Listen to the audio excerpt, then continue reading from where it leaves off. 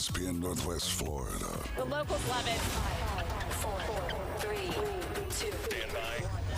On my mark. You survived the workday. Now survive the truth. Don't you want to have the best 12 teams in college football playing each other? It's time for the hardest hitting 2 hours on the Panhandle. I love it. You're coming through. You got it, baby. Now into the huddle with Paul Wilson on the Sports Blitz. It is a joyous day. I love your show. From the Emerald Coast to the edge of the atmosphere. You gentlemen lift us up every day. 104.3 ESPN Northwest Florida. What it do, people? It's the homie Lil Cash. Right now you tuned in with Paul Wilson on the Sports Blitz. 104.3 ESPN, Northwest Florida. The hottest sports show in the South. Let's go. Cause Lil Cash with another hit with Paul Wilson on the Sports Blitz. Where they talk trash and they talk ish. When it comes to sports, man, they too legit. It's 104.3 ESPN. If you love sports, better chime in. NFL, college, local sports, they got it. NBA, they got it. Sports Blitz, the topic. The show hottest wasabi. Better tune in and go watch it. Sports Blitz with Paul Wilson. If you even tried, you can't stop it. Bone Crusher gon' pop it. No Jeff gon' pop it. Go like, comment, subscribe, and share. Right now. We are live and local right here at 104.3 ESPN Northwest Florida. It's the Sports Blitz with Paul Wilson, and we're so glad that you joined us on this Wednesday in beautiful Panama City Beach, Florida, where the temperature is 92 and the wind is not blowing. We're so glad that you're here. Don't forget the Braves tonight take on the Miami Marlins. 6 o'clock is the coverage time. 6:15 is the first pitch. The Braves on the Gulf Coast is sponsored by Hewitt Tire and Auto, Brock Pest Control, Bill Bird, Kia, PCB Hobby, Cito, and Blue Diamond Truck Accessories right here in the Panhandle. If you want to be a part of this show, you can be. All you got to do is call in on the Tropical Spas and Pools phone line, 850-215-6290. Bone Crushers here. Jeffrey's running a little late in traffic, but without further ado, we've got the first-year head coach of the Bozeman Bucks in the building, Coach Sean Maddox. Coach, how you doing today? Man, I'm doing really, really good. I know you gave a Brave shout out. The Braves are getting kind of hot right now, so they've been pretty fun to watch. So. Yeah, very fun to watch. I'm excited about it. You know, all those haters and doubters after the break. It just has been fantastic. So I'm excited about it. Everybody's worried about us not getting anybody necessarily in the free agency market, trade market, whatever, but it looks like we're going to be all right. I think so. Yeah, we're definitely trying to compete, that's for sure. That's all you can kind of ask from the front office, but I mean, it really feels like everyone's kind of playing for second place. So. Yeah, well, when you stack teams and load teams, it's a little hard when you have that going on. But let's get into it. Let's talk about it. Obviously, your first year as a head coach and then the first year with the Bucks. And so how's it been going? I mean, you're right in the slap dab in the middle. You're looking. The only thing you didn't do is you didn't bring your whistle. I don't know, Coach, your whistle. Where's your whistle at, Coach? It's actually in my truck. So I figured I didn't need it in here with you today. Well, yeah, you're good. But no, it's good, man. Actually, obviously, first day of school is on Monday. Obviously, we're a fall sport, so we kind of get going a couple weeks prior, just with the acclimation period and all that stuff. But, man, I'm really, really excited about kind of our product this year. Like I said, a lot of people have a lot to say, and that's perfectly fine. We got guys that are just showing up focused and just ready to work. And overall, we just preach constantly. Like, we're just going to be an effort football team. And that's something that I really want to see in fruition on Friday when we scrimmage against each other. I kind of want to see those kind of prodigies and those examples kind of show up. So you guys are going into the new area of playing in conference now. Explain exactly what that means. I mean, I know that you've explained on some other platforms, but explain to it exactly what you guys are going to be playing in and how it works and how you're going to be able, because you're going to be playing some of the same teams, but you're going to be going into a different playoff format. Correct, yeah. So this is like an inaugural format for the FHSAA. They gave teams an option to opt into this format, the independent league. Essentially what it is you play. So like our schedule is going to look a lot like most other teams in our area. So with that being said, you're going to play 10 games, but you're not mandated to district games. So you play a 10-game schedule. Right now there's 30-something teams in our division. The top half is going to be built off a North region and a South region.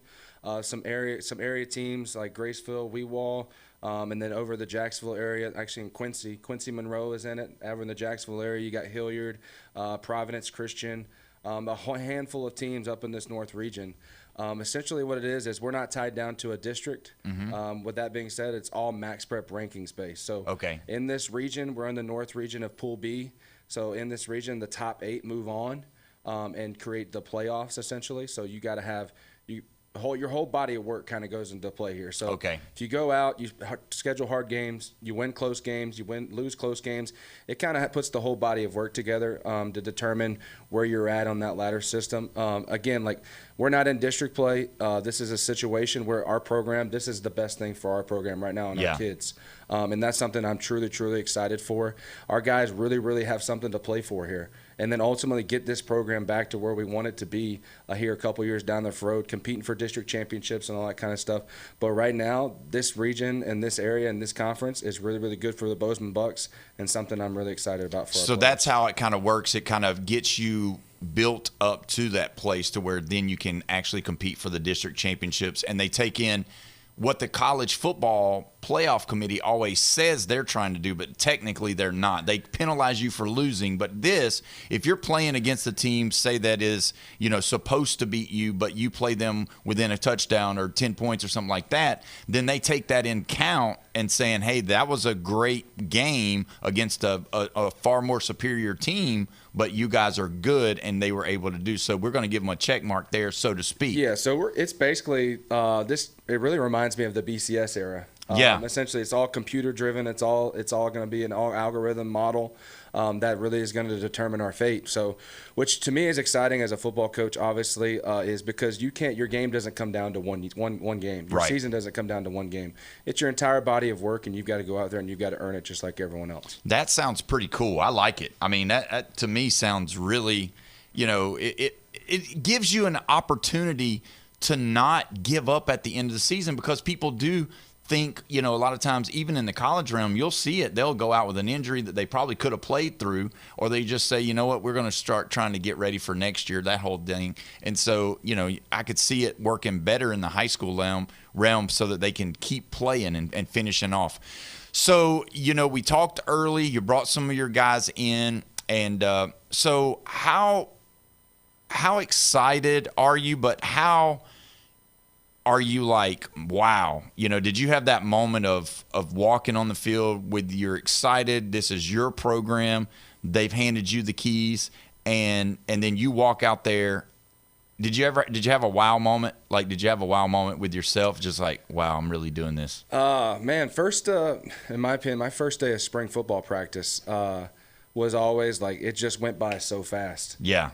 And then I had obviously all our coaches are there, wherever, and my athletic director and even administration up front, they came and they said, hey, how was your first day as your first practice as a head football coach? And it wasn't even something that I even processed or kind of went into. My whole thing was like, hey, like, we have an hour and a half, 2 hours. Like, what can I do to get these guys better at football? That's kind of where my mind was, and it completely went past me. But that was probably my first wow moment. And then obviously this past week for fall camp, it's different than spring football. Yeah. Because games are coming, and you kind of get that urge, you get excited.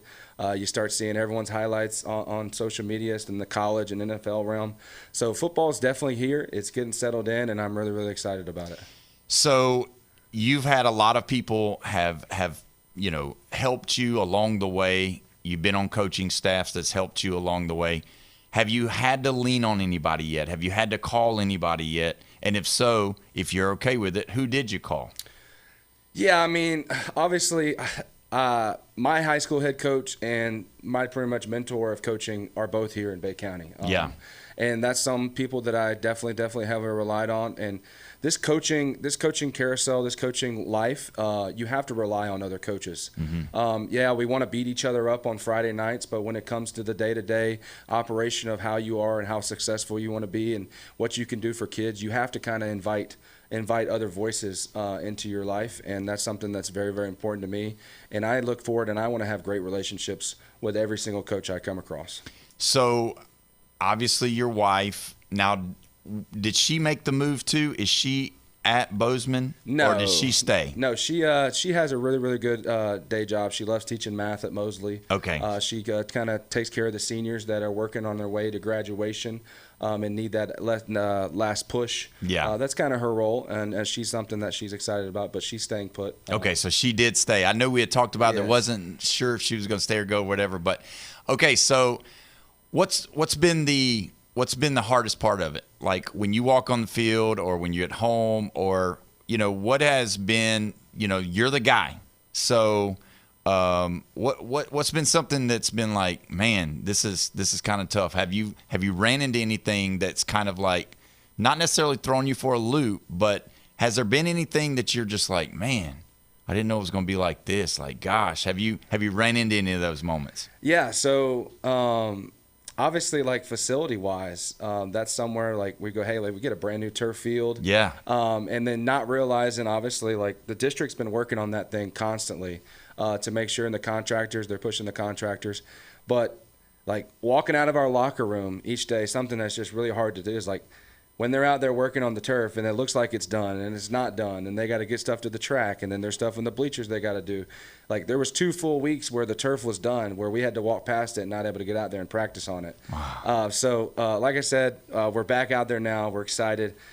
Just some of that stuff where you just makes you go, wow, like, hey man, it's right here. We could just hop out there. But from a logistical standpoint, something that makes you go, wow, is just how much the relationship to your players truly matter. Yeah. And as a position coach, I kind of took that in, and I kind of focused in on my guys and my group, and got to know them, and like I said, and get to know. But obviously, I got to know my offensive linemen really, really well, and just realizing how what you do matters the most, and how much of a role model you can be for young kids, and pretty much impact their lives, on the field, off the field, and just heck, you never know that there may just be someone that, hey, they just want you to listen. They want to talk to you, and therefore just like creating that great relationship is something that is very, very important to me, especially being here since March. So you are a position coach, offensive line coach.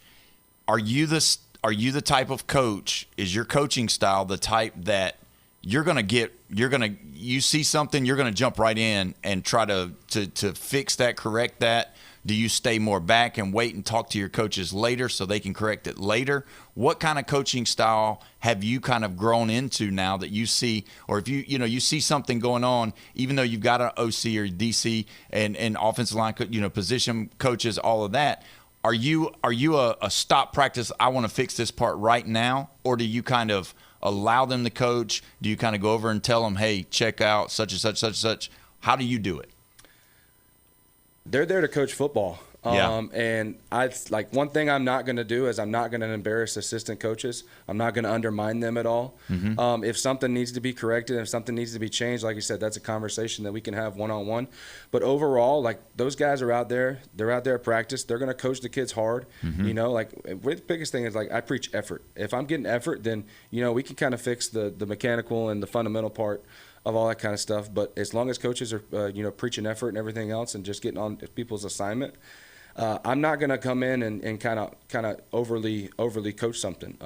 Like I said, like when it becomes to my side of the ball, like I'll be more involved as well. But overall, like those coaches are there to coach. The reason I let them do this, and they're out there, they're serving their time, and I appreciate them so much. And what I'm not going to do is I'm not going to micromanage people. Yeah, and that's good. So you've got your team set. You kind of see what you got. How excited are you? And maybe excited is not the word, but how do you feel like they're catching on to what you're running on offense? And then how do you think they've grasped the playbook on what you're trying to do and what you're trying to establish on the defensive side of the ball? Yeah, so obviously Bozeman being a smaller school, like our roster, our 9th through 12th roster right now, it's not where I want it to be. Right. We are about 50 to 55 kids in our high school program. Now we're going to have about 50 in our middle school program as well. So hopefully the plan is to get those guys graduated up and have around 100 operating in our high school program. Mm-hmm. Again, that's going to take time. That is a big goal of mine that I plan on executing. But overall, just, I'm trying to think, what was your question again? Just how do you feel like those guys have for sure gotten to which was leading me to my point. Hey, like we have a ton of guys that are playing both sides of the ball throughout the game. So like you can't give them everything and everything. So on the defensive side of the ball, we're going to have a very, very core fundamental process, that a certain amount of calls that we're going to be putting on those guys. And then on the offensive side of the ball, we just kind of build that dictionary, build that encyclopedia week by week. And overall, I'm very, very happy with where we're at on our offensive side of the ball. And defense, like the biggest thing about defense is, can we line up and can we play hard? Yeah. If we can do those two things, it doesn't matter what kind of defense we're in. We can be successful. But if we line up and we play hard and we're doing those things, just really, really excited about where we are as far as the knowledge on both sides of the ball. We're kind of got spring football in. The summertime, we spent some time there, and then obviously in fall camp. Very, very happy. Obviously, we have tons of growth coming. So obviously in all realms of football, the highest paid position is the quarterback. High school football really requires you to have a good quarterback. Do you have a starting quarterback, or do you have a competition?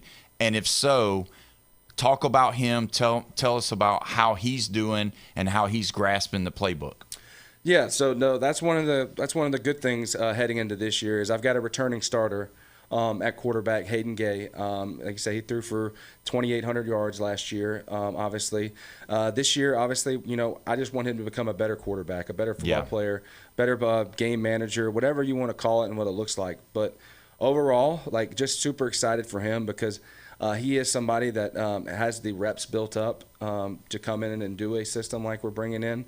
And then obviously all the guys kind of look up to him and on the offensive side of the ball on that aspect. And one thing that he's itching to do, and like I said, I'm got to be very, very smart on that end, is he's wanting to play defense. And, and really and truly, like if we put out our best 11 out there, he's probably on defense. And so he's going to play defense, but it's got to be very, very smart because in the grand scheme of things, like losing him on the offensive side of the ball would be a little too much to kind of overcome. But overall, we got some depth built up. But obviously, very, very excited for him. I know he's heading to his senior year, and he's looking to kind of make some noise. So taking on the responsibility of being the head coach and coming in, how has the support of the community, administrators, even the parents of these kids that are coming in, business leaders in the area. Obviously, you've got business leaders there fixing your field, so I'm sure they've met you. You know some of those guys. You see them. How's the support been for the program and for the future? Yeah, I mean, first off, just the first guy that comes to mind is Andrew Halford, our athletic director up there at Bozeman. He really, really, really does a good job. He is in the know of everything. He's trying to get stuff done for you. He's always going to be in your corner when it comes to these coaching decisions and aspects. Just some guy that's been a really, really, really good guy to lean on if I need a question answered or whatever. And then it starts with our administration too. Obviously, we got a brand new principal this year, Miss Stephanie McLaughlin. She came over from Rutherford. But a lot of our administration is very, very the same. She's been great so far, great leader for our school. I think we're going to keep being successful as a program, especially in the academics, being an A school for I don't know how many years in a row. But that's something that they really, really value and something I'm going to value on our football team. But administration has been great. I've been able to hire. I think we've got like 5 coaches on campus, guys that are teaching and coaching on campus, which is such a huge thing that does not need to go overlooked when kind of having sports programs built around you. But just really appreciative of everyone that I've named so far in administration and obviously Coach Alfred up there. So not too long ago, it's been a while. They had the camouflage uniforms. We gonna do that again? We bringing it back? No, we're not doing the camouflage uniforms. Okay. No. All right, just checking. Last question. So if you have a player that pick six, throws a big long pass or makes a big long run, what are we going to allow the celebration? I mean, is Coach Sean Maddox going to let them dance and do the things? Yeah, so I have a rule. I kind of did it last year a little bit, and it doesn't always work. It's not foolproof. Obviously, kids just get excited in that situation, but I always tell them, I say, hey, we're going to score, we're going to do whatever, we're going to run the ball to the official, and I will do whatever dance, whatever you want with you on the sideline when you get there. Great. So that's kind of the thing. Like, they want, like, that's just because when people get into that mindset, it's like, we've got to say, hey, like, we scored, we did our job. Now, like, anything after that is a negative impact on the team. Right. And like I said, like, nobody is good enough to overcome every mistake they make. So why not limit the mistakes that we kind of can add up in a game? So with that being said, that's kind of my rule is like, hey, I want you to be happy. I want you to celebrate. This game's meant to be fun. Let's come over to the sideline, do your dance. I'll do it with you. I don't care. Because guess what? They can't penalize you if you're celebrating with your teammates on the sideline. That's exactly right. Best answer of the day. And we definitely are going to be going to some of these Bozeman games. Hopefully they score lots of touchdowns and have great defensive plays, because I want to video Coach Sean Maddox dancing on the sideline. That's just something I want to do. Either way, Coach, thank you so much for coming in. We're going to take our next break. We appreciate it. And good luck. And we'll definitely get you in, and we're going to be there supporting those Bucks. Appreciate it. Thank you. When we come back, we're going to dive into instant replay. You're listening to the Sports Blitz with Paul Wilson at 104.3 ESPN, Northwest Florida. ESPN Northwest Florida. It's the Coach James Hale Show. North Carolina, Bill Belichick. Are you kidding me? Only 4-8, 2-6, no bowl game. Does he work his magic? Does he get to 7-6 wins and go to a bowl game? No, I think college football is totally different. It takes a lot more energy to build these programs and to be connected, and I just don't see it from him. The shocker, he goes 6-6 and he goes to bowl game. Mark it down. It's his girlfriend. Job. You got a good looking girlfriend. Got to give him a little credit. Weekday mornings 7 to 9. ESPN Northwest Florida. Good afternoon. This is Anna with your weather forecast from ESPN Northwest Florida on this Wednesday. Isolated thunderstorms and sunshine the remainder of the day, with a wind coming out of the southwest at 11 miles per hour and 88. Tonight, look for mostly clear skies with a temperature near 78. Tomorrow, a high around 88 and sunshine much of the day, but with a low chance of showers in the afternoon and evening. This weather forecast is brought to you by Earthworks of Northwest Florida. Thank you for listening to ESPN Northwest Florida. Rely on it. This summer, Hard Rock Bet has the hottest baseball betting odds in Florida. Vig, juice, fee, whatever you call it, we're cutting it. It's the 10-cent summer sale. That's flat 10-cent lines for winner, spread, and over-under pregame bets.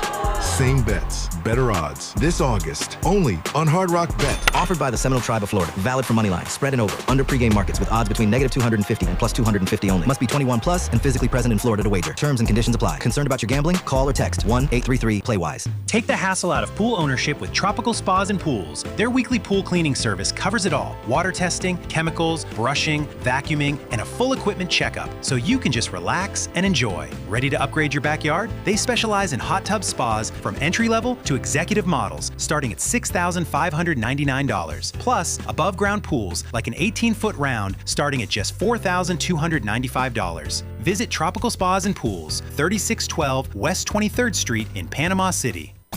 Pull up a chair, Braves country, because your Atlanta Braves are ready to play ball on the Braves Radio Network. Michael Harris gets good wood on it, rising back to the chop house, taking flight and out of here.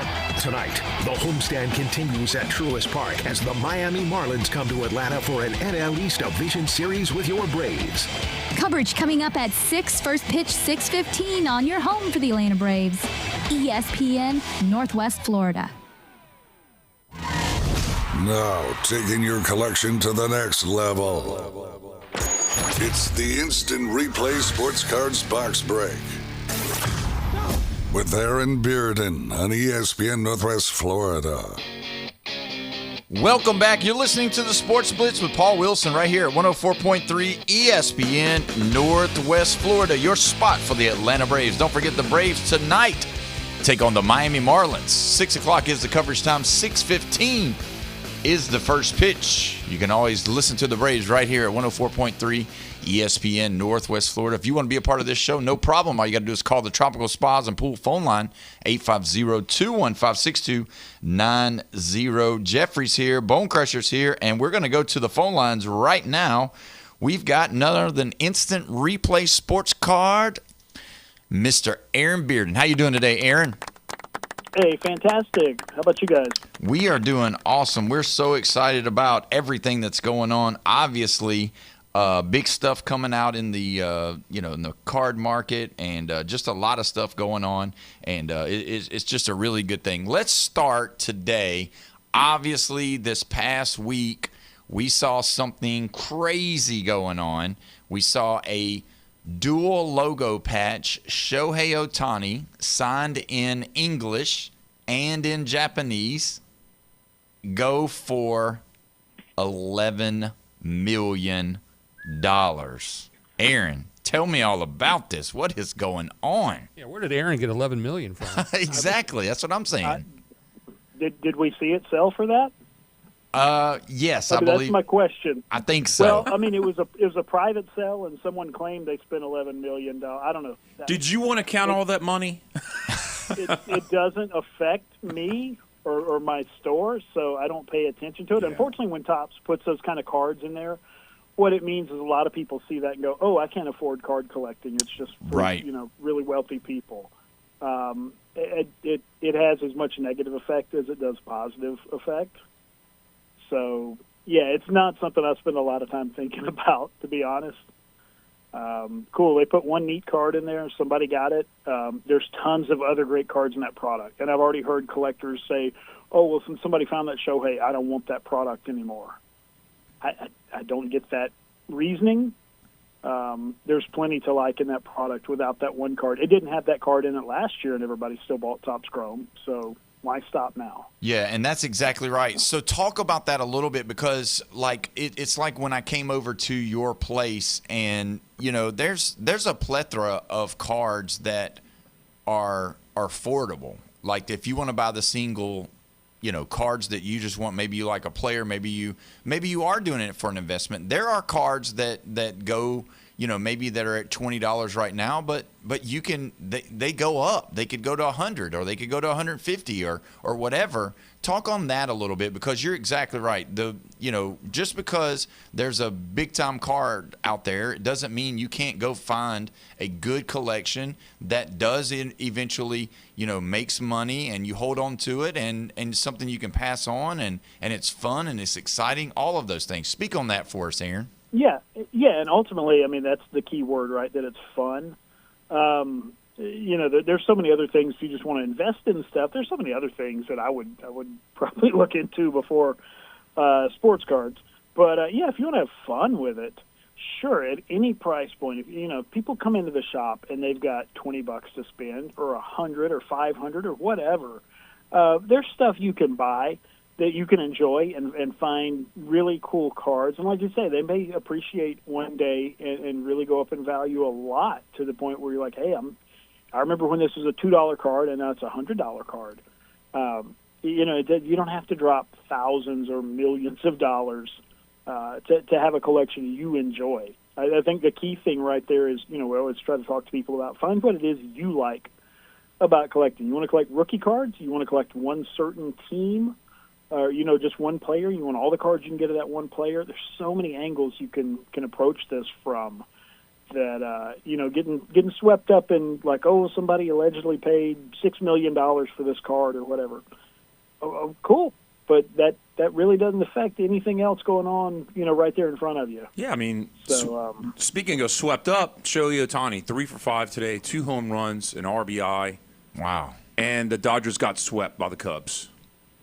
That was just today's game. The Cubs got 15 hits. Thing. Yeah, the Cubs got 15 hits on the best pitching duo of everything of the Dodgers. Yeah. And they got swept. Wow. Anything can happen. And it is one person, but Shohei Ohtani is he's just out of this world.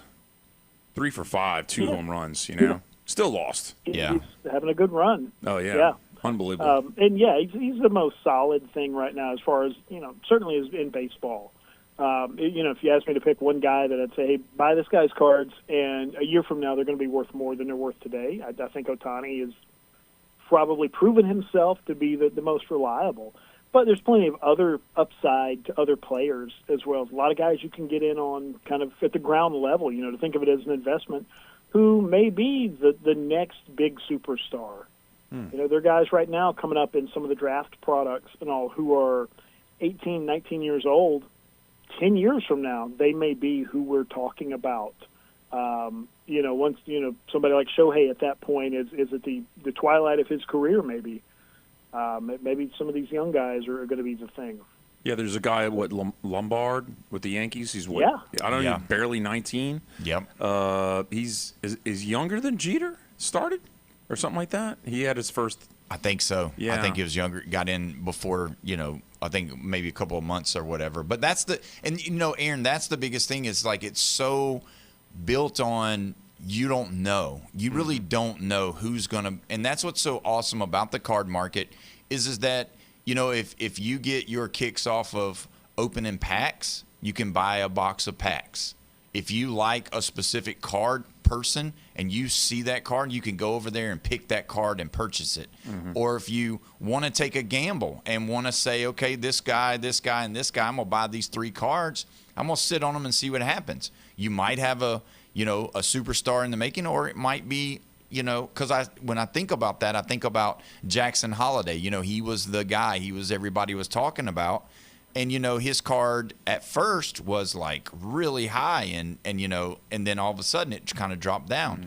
You know, Aaron, when you think about those guys, if you remember back into my childhood, you had your Todd Van Poppels of the world and your Greg Jeffries and all of those guys. And everybody was just diving into that. And, you know, those cards don't really, you know, they're not really existent as far as, you know, marketable, but you do have guys like King Griffey Jr. and Barry Bonds and Roger Clemens, and those guys were alive during those times, and their cards did kind of keep going up, and they did have a more value. Absolutely, yeah, and you know, people that weren't collecting back then maybe don't realize Griffey was not the first guy out of that '89 product everybody was after. People were looking for, you know, Todd Zeal and Ricky Jordan and Greg Jeffries. You know, a lot of those guys before Griffey really got his chance. And you mentioned Jackson Holiday. Yeah, he did come out as like the big prospect, you know, change baseball or whatever. And like you said, he hasn't yet matured into that. He's 22 years old. Yeah. He's still younger than a lot of good players who have not gotten a call-up yet. So, you know, you sort of look at it as, yeah, he's 22 and he's already got quite a bit of MLB experience, more so than some of his peers who are still bumping around AA, waiting to get called up. So it's a thing you never know. Like you say, you can pick out 3 or 4 players, put the cards back, and maybe they become something really good. One of the fears I see people have, they talk about a lot with that prospecting, is sort of worrying they're going to pick somebody who's a bust.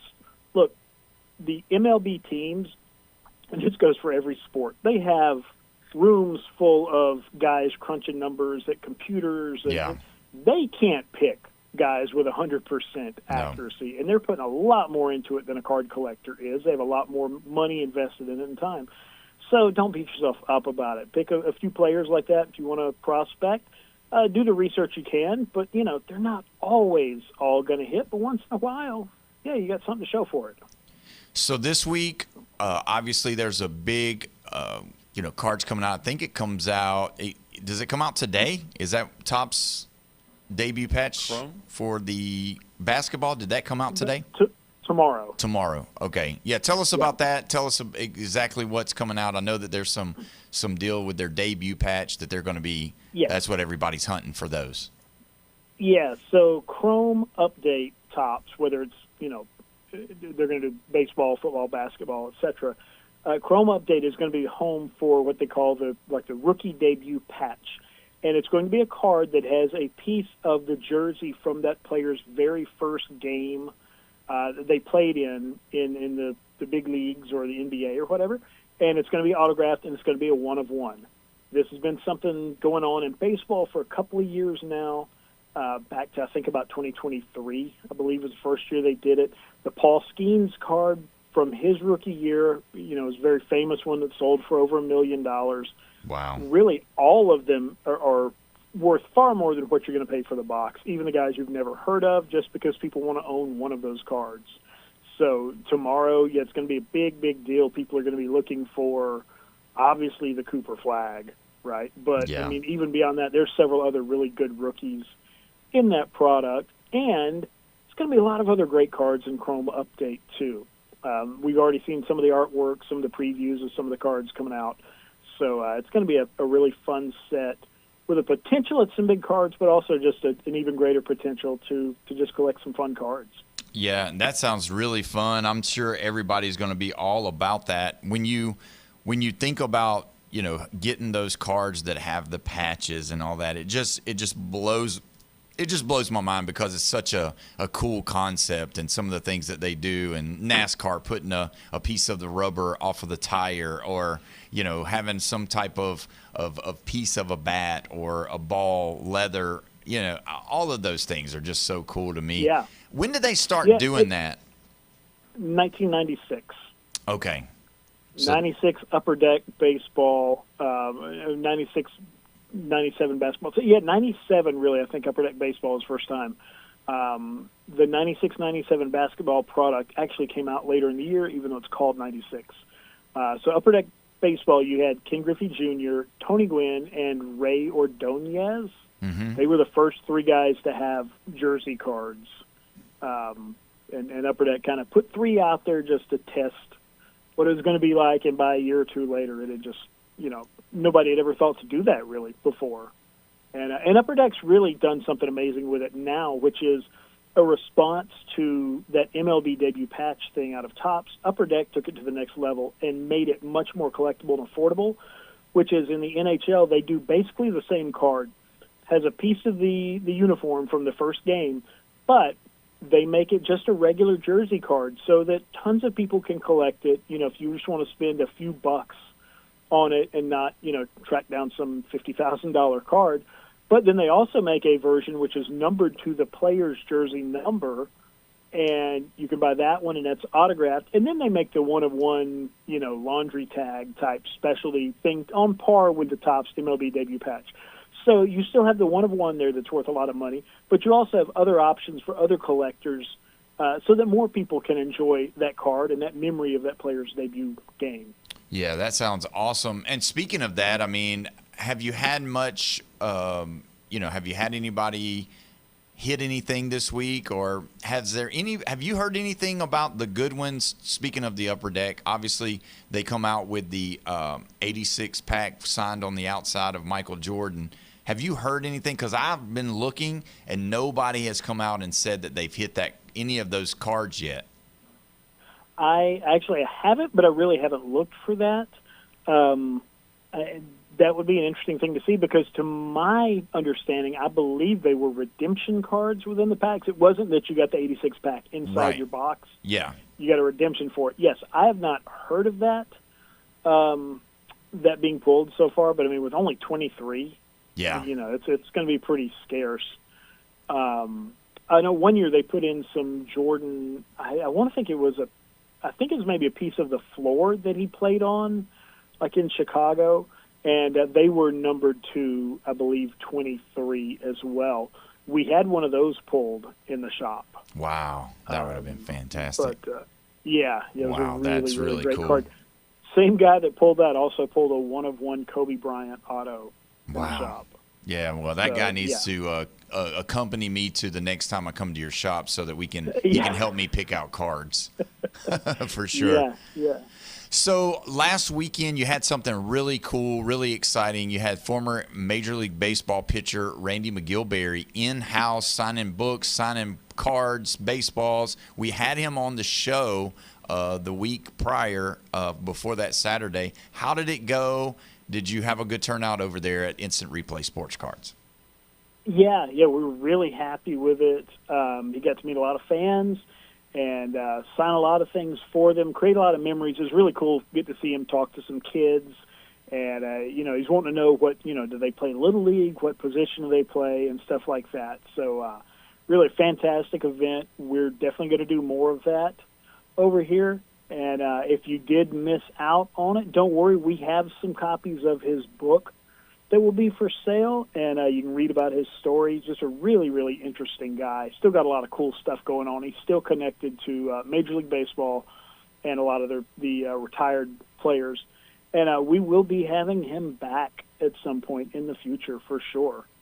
So definitely keep an eye out for that. We'll be announcing that when that comes around. And, come right here in Panama City and meet a former MLB player.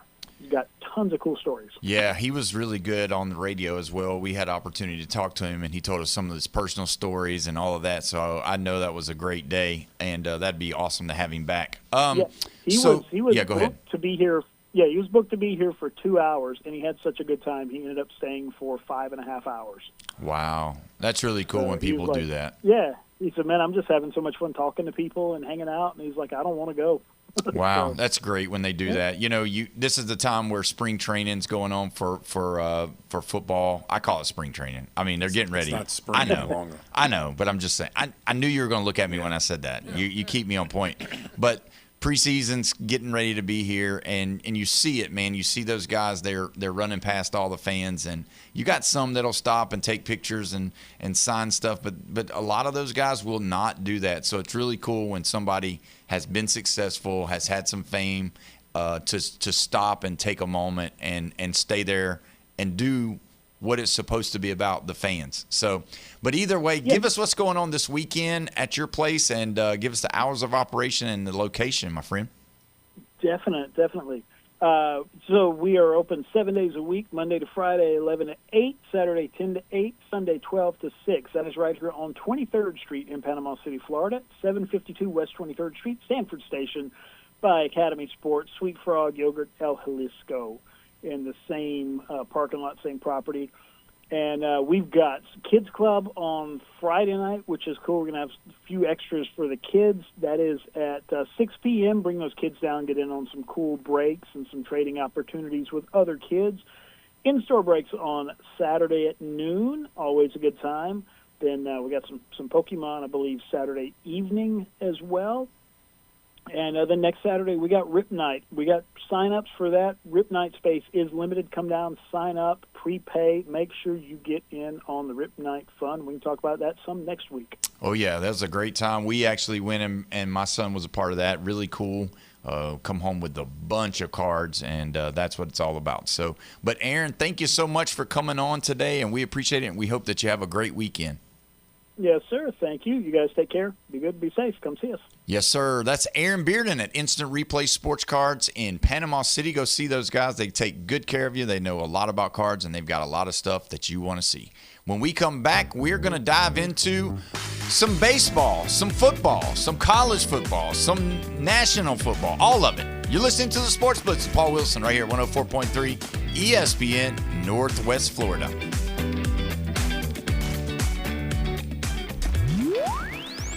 Are you tired of little radio stations with little signals that drop off at the edge of town? He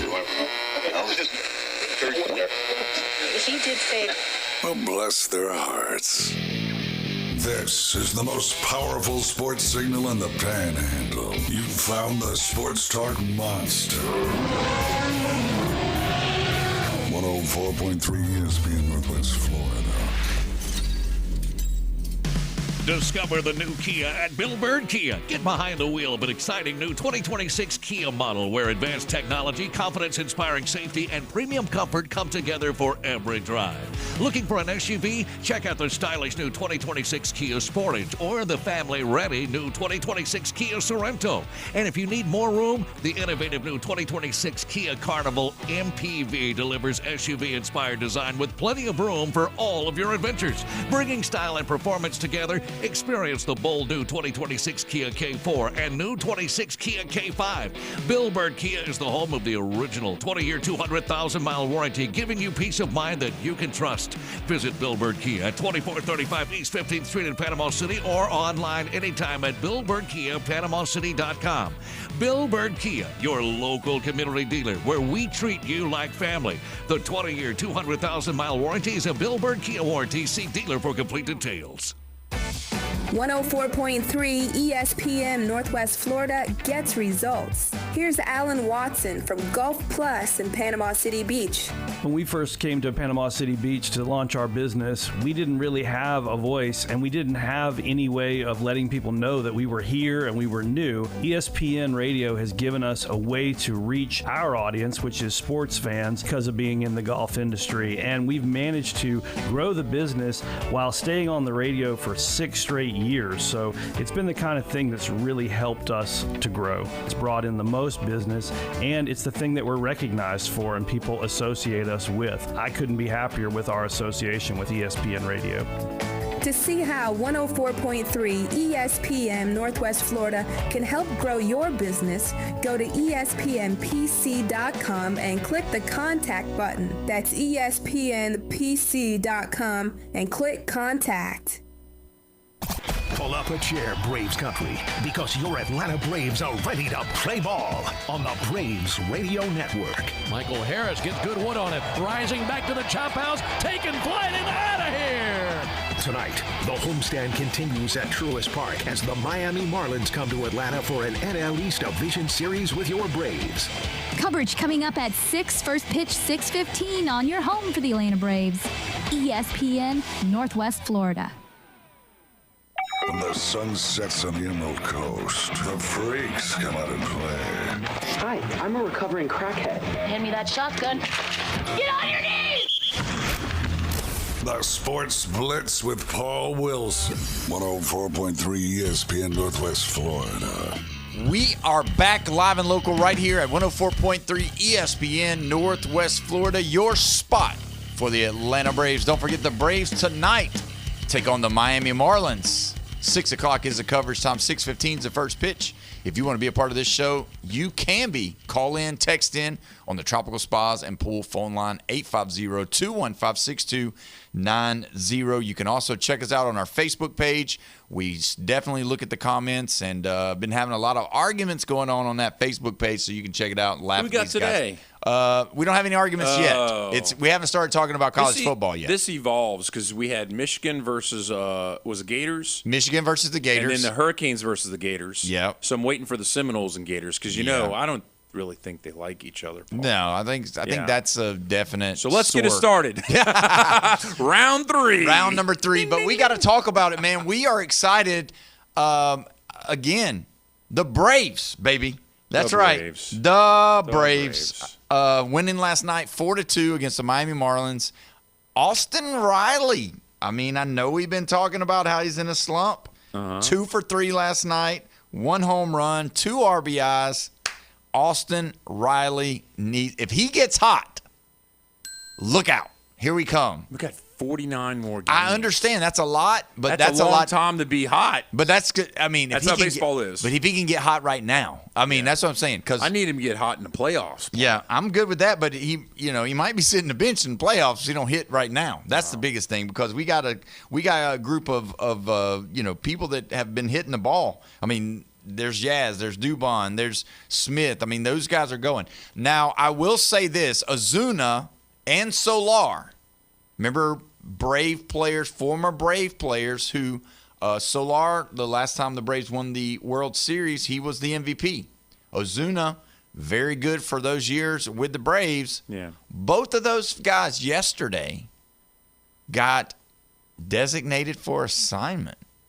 Maybe the Braves would think about picking one of those guys up. Soler has hit 18 home runs this year, but he's batting like 195 or 200. Ozuna, I think he's past it. We let him go last year. I think that was a good deal. I think Dominic Smith has done well enough to be able to get that going. But then if Sean Murphy comes back, then you got Drake Baldwin. He's going to move to the DH some so that he won't be on his knees all the time. And that helps, so you keep him fresh. But, yeah, last night the Braves did fantastic. I mean, Grant Holmes, 6 innings pitched, 5 hits, 1 walk, 5 strikeouts. I'm tickled. That's an old Southern term, meaning you're excited. I'm tickled pink is what they used to say when I was growing up. And so I'm tickled pink about the Braves. I think they're doing exactly what they need to do. The Phillies are doing they won last night, but they're getting crazy. They're beating the team that the Braves just swept 4 games a night. I know. And they can't close it. I apparently. understand. I know, but I'm just saying, like, they've even done something crazy. I don't know if you heard about this, but Bryce Harper moved back to right field last night, and because of a new guy coming. Yeah, so now we might see Harper and Wright. So what happens with Harper and Wright. He gets heckled by the audience? He does, but he usually gets hurt. Oh, my goodness. So just Phillies, be aware. It's the right field grass. Yeah, I mean, it's just something about it. Right fielders, you got Acuna, you got Judge, you got Harper. All those guys always get hurt, honestly. But I think the Braves are like the 3rd hottest team. And the Cubbies and the Red Sox are hot. Yeah, they are. Really hot. They are. The Braves are hot right now. I think it's maybe 7 games, something like that. They're 7.5 right now. No, I mean like 7-game win streak. Yeah. Yeah. Yeah, no, that's killing it. Yeah, they're killing it. Yeah. But they're up. The Brewers are still up by 5 games over the Cubs right now. They're still up. The second best record. Actually, I think they dropped the Brewers passed up the Dodgers on best record. Yeah, they got on the NL. They're 70 and 43. And the Dodgers are 69 and 46. Now you are really happy, and your face lit up. You're wearing the Cubbies swept the. You're wearing the Dodger blue right now. No, so this is too dark. So what's going on? Why are you so happy that the Cubs swept the Dodgers? Well, it's not really that the Cubs swept the Dodgers. The Dodgers got swept because everybody's just like, give them the trophy. They're 3-peating. Well, guess what? Season ain't over with. Yeah. It's a long season. And you're the guy. You're that guy. You don't want to see a dominant. You don't want to see a dominant. Yes, I don't want to see the dynasty. You don't want to see going. dynasty. Yeah. You don't want to see. You want the. So let me ask you this question: knowing that the Yankees are probably not going to really make a lot of noise, they haven't, unless Judge comes back and he gets on fire, or whatever. Those younger guys that you were talking about earlier gets on fire. Already said it. Ben Rice and Lombard, but. Are you going to start hating on the Dodgers like you do with the Yankees? No. Do I need to wear my Dodger jersey in here to get you going? Is that what I need? But I mean, you're totally pumped that the Dodgers got swept. Yeah, that's great. And Shohei's never done anything to you. And I don't even like the Cubs. Yeah, Shohei has never done anything against me or for me or anything like that. But we don't need a 3-peat. We don't need to have these markers in history where here's the 3-peat by the Yankees, and then the teams got their the monkey off their back because the Red Sox won their first in 2003. Yeah, and then the Cubs eventually got their. That's the kind of marquee years that you need. You don't need a 3-year span of somebody winning. So really, you are about. Spread out. You're more of I want a different team every year. I don't want back to back. I don't want. No, you don't like total domination. Not that spread out. Because when I think about being spread out, I think of San Francisco Giants last decade, right? Mm-hmm. And the Spurs. Yeah, they won sporadically. I can't remember which years they even won. LSU's probably like that in football. Most people can't say what years they won national titles in because it's kind of all over the place. Actually, Bama's not the easiest either to remember, and there's so many of them. Right. Yeah, and so is it? Do you like the way that Alabama won theirs, or would you rather have it like LSU? No, I think it's cool to have the Alabama whole stretch of what I don't know, can't remember, 16 years or 15 years where they're really kicking it. And you never kind of knew. Like we were going into that Trevor Lawrence game. And everybody said, Vegas is going to pay out all the Alabama people because there's no way that Clemson's going to win. And in that whole first half, your jaw just dropped and you said, am I seeing this right? Or the score, is it against – who has that score? Because that just doesn't even compute to me. Right. And it was a freshman quarterback. Yeah. And that was unbelievable. Yeah. That was the most unbelievable game in the last 18 years. To you. And what? Wait a minute. Hold on, I'm going to bring it up. What game is more – Can I bring it up? Can I just bring it up? Go ahead. All right. So, again, I am an Alabama homer, right? Yes. So we get it. Got All right. But the fact of the matter is Tua Tagovailoa was hurt. He was about 80%. right? And he was playing defense. He was playing offense. The offense was sputtering and throwing pick sixes. You're right. So it wasn't just don't throw it. No, he was playing defense he was playing offense for the other team. Yeah. But he had the ankle surgery and he wasn't ready. Yeah. But he was out there because he wanted to be out there. Yeah. Right? And again, the same injury that he had against Clemson, the other foot was the same injury he had where Alabama lost to LSU in the 2019 championship by 4 or 6. I can't remember. 4. Yeah. And that was the closest anybody played LSU that year. Oh, easy. And that was everybody's, that's the greatest team ever to play college football type deal with Joe Burrow and the 2 wide receivers that they had and the running backs and the linebackers, everybody, right? Yeah. But that Alabama team with a healthy Tua, give me Alabama. That Alabama team with a healthy Tua against Clemson, give me Alabama. I understand it's part of the game. It wasn't their day. I understand it's a part of the injuries are a part of it. But I get so frustrated when I hear about it and I talk and it's like, they dethroned Alabama. And that was as your words say, they were the greatest beaten down of any team that I'd seen. Alabama, nobody would have thought that in Vegas and blah, blah, blah. Yeah. But he was hurt.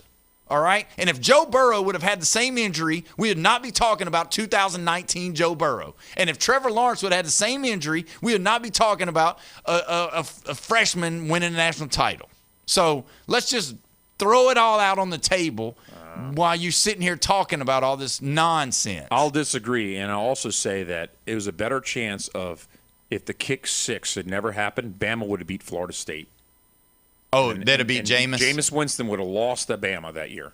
Right. Because they did not look good. Florida State did not look good in the national championship. Yeah. And Auburn didn't play great, but they had control of that game in third quarter. Right. So you're saying that Alabama would have won a national title if the kick 6 had never happened. Now, you think about the kick 6. It was tied. Nick Saban said, I don't think we should do this. I don't think it should work.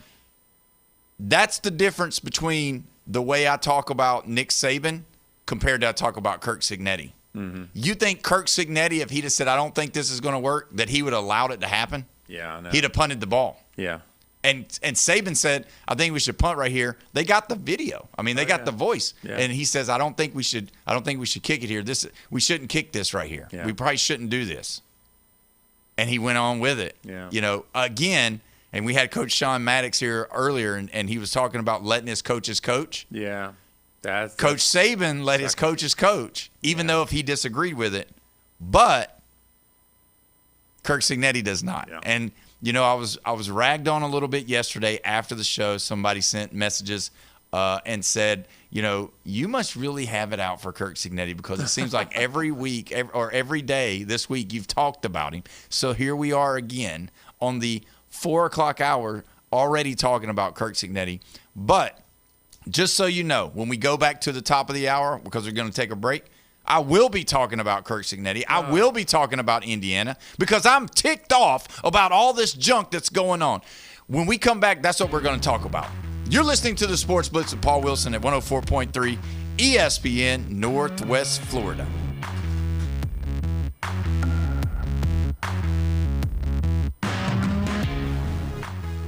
ESPN Northwest Florida. It's the Coach James Hale Show. Mississippi State, I did this for Brian. Do anybody know who probably the worst coach Mississippi State had? Remember that guy named Joe Moorhead?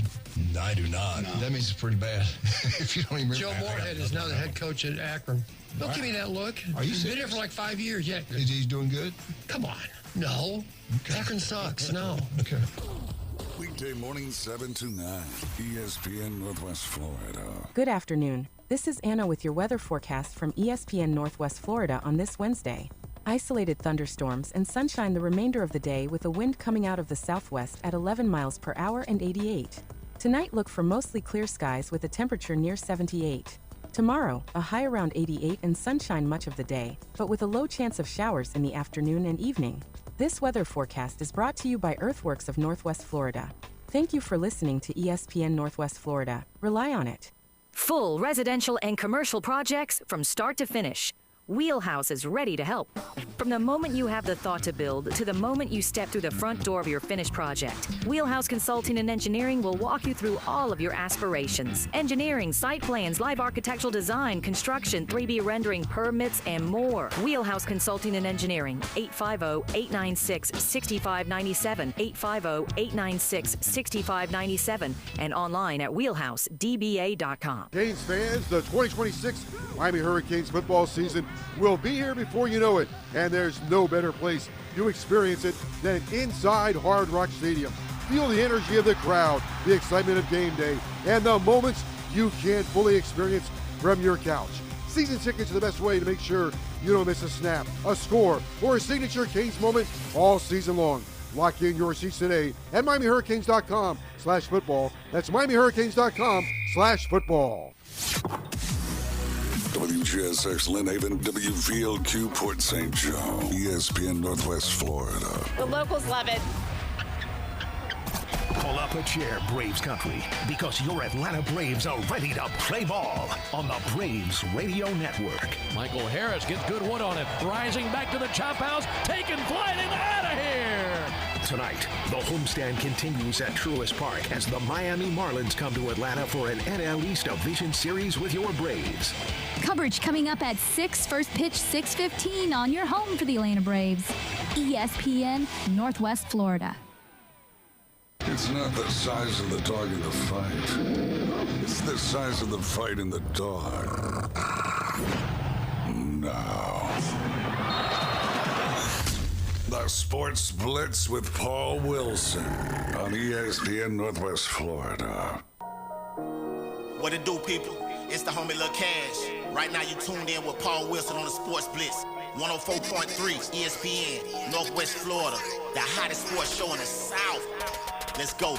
Cause Lil Cash with another hit with Paul Wilson on the Sports Blitz. Where they talk trash and they talk ish. When it comes to sports, man, they too legit. It's 104.3 ESPN. If you love sports, better chime in. NFL, college, local sports, they got it. NBA, they got it. Sports Blitz, the topic.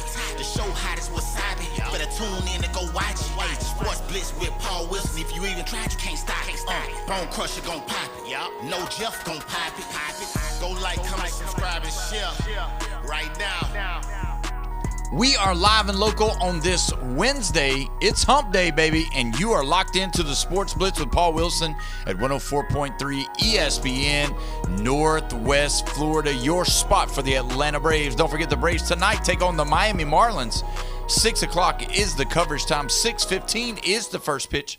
The Braves on the Gulf Coast is sponsored by Hewitt Tire and Auto, Brock Pest Control, Billbird Kia, PCB Hobbies, Cito, and Blue Diamond Truck Accessories right here in the Panhandle. Don't forget, if you want to be a part of this show, you can be. All you got to do is call in on the Tropical Spas and Pools phone line. 850-215-6290 is the way you do that. Jeffrey is here. Bone Crusher's here. You know, Jeffrey, I have to talk about it. You know, it is college football season. We are getting ready to be here. We've got a lot of NFL to talk. We got the first preseason game to talk about as well. It starts tomorrow night, and big-time people are going to be there for me to watch. I want to see what they can do. Carson Beck, I know you're shaking your head. I want to see if Carson Beck's going to be able to overtake Jacoby Brissett and be the Cardinals starter. It's very important for them. You got to think about the Arizona Cardinals. If they can get a quarterback that can do what they need to do with Jeremiah Love and Marvin Harrison Jr., they won't have to go after a quarterback in next year's draft. They can actually go after Jeremiah Smith. Could you imagine having Jeremiah Smith and Marvin Harrison Jr.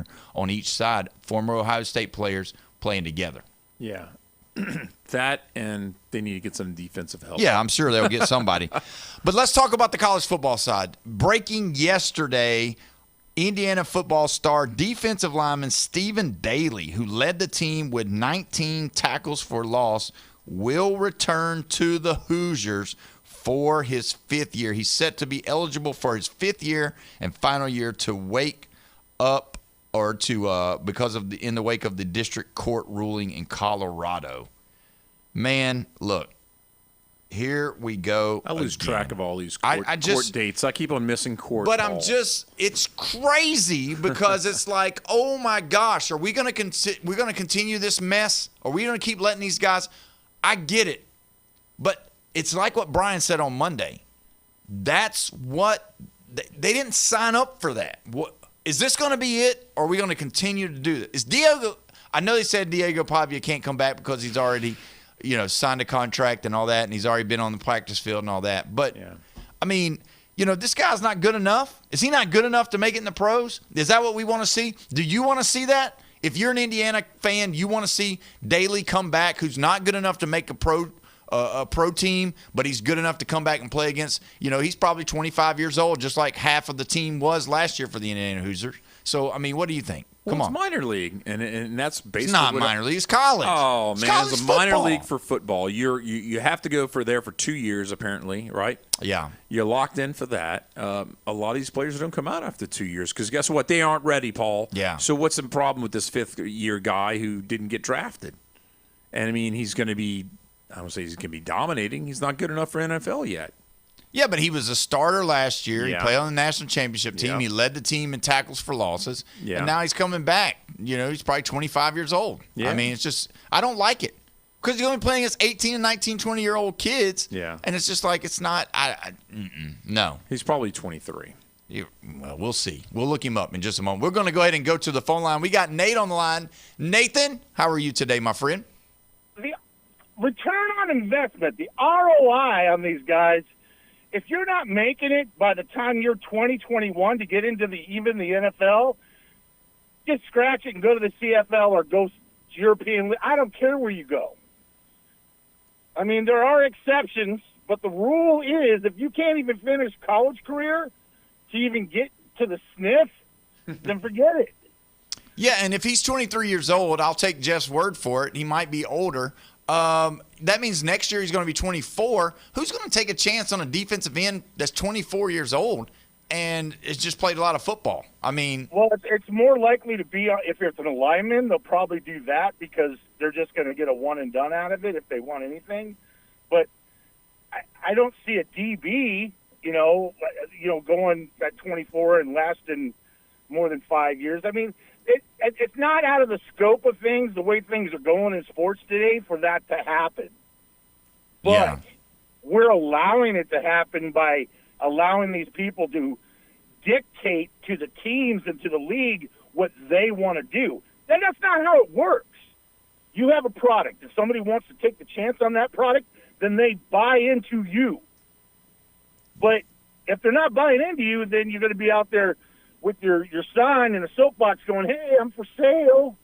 Come get me." Well, I'm just so disappointed in Jeffrey. Jeffrey has always been the guy that always talks about how he's about character and integrity and all of this stuff. But here we are again. He's calling college football the semi-pro for the NFL, the farm system, if you would. And I'm just, when did all this? No, this is college football. This is young people playing to have the aspirations to go pro. I don't think this guy has aspirations to go pro. I think he's got aspirations to try to help Indiana win another national title and just be an Indiana guy for the rest of his life. And he's just going to try to make the money off the system. And Jeffrey, I'm disappointed that you would even say that and say that that's what this has turned into. This is not, I'm not giving into that yet. I'm not giving into that yet.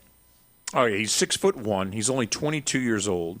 He only had 1 year at Indiana to showcase his skills because he had 3 years at Kent State. So his fifth year, it's only his second year really for you to even see him because you're not watching Kent State flashes. The only time I'm watching Kent State is when Indiana or Ohio State books them on their week schedule. Jeez. Well, okay. Well, can we get into is he allowed to play?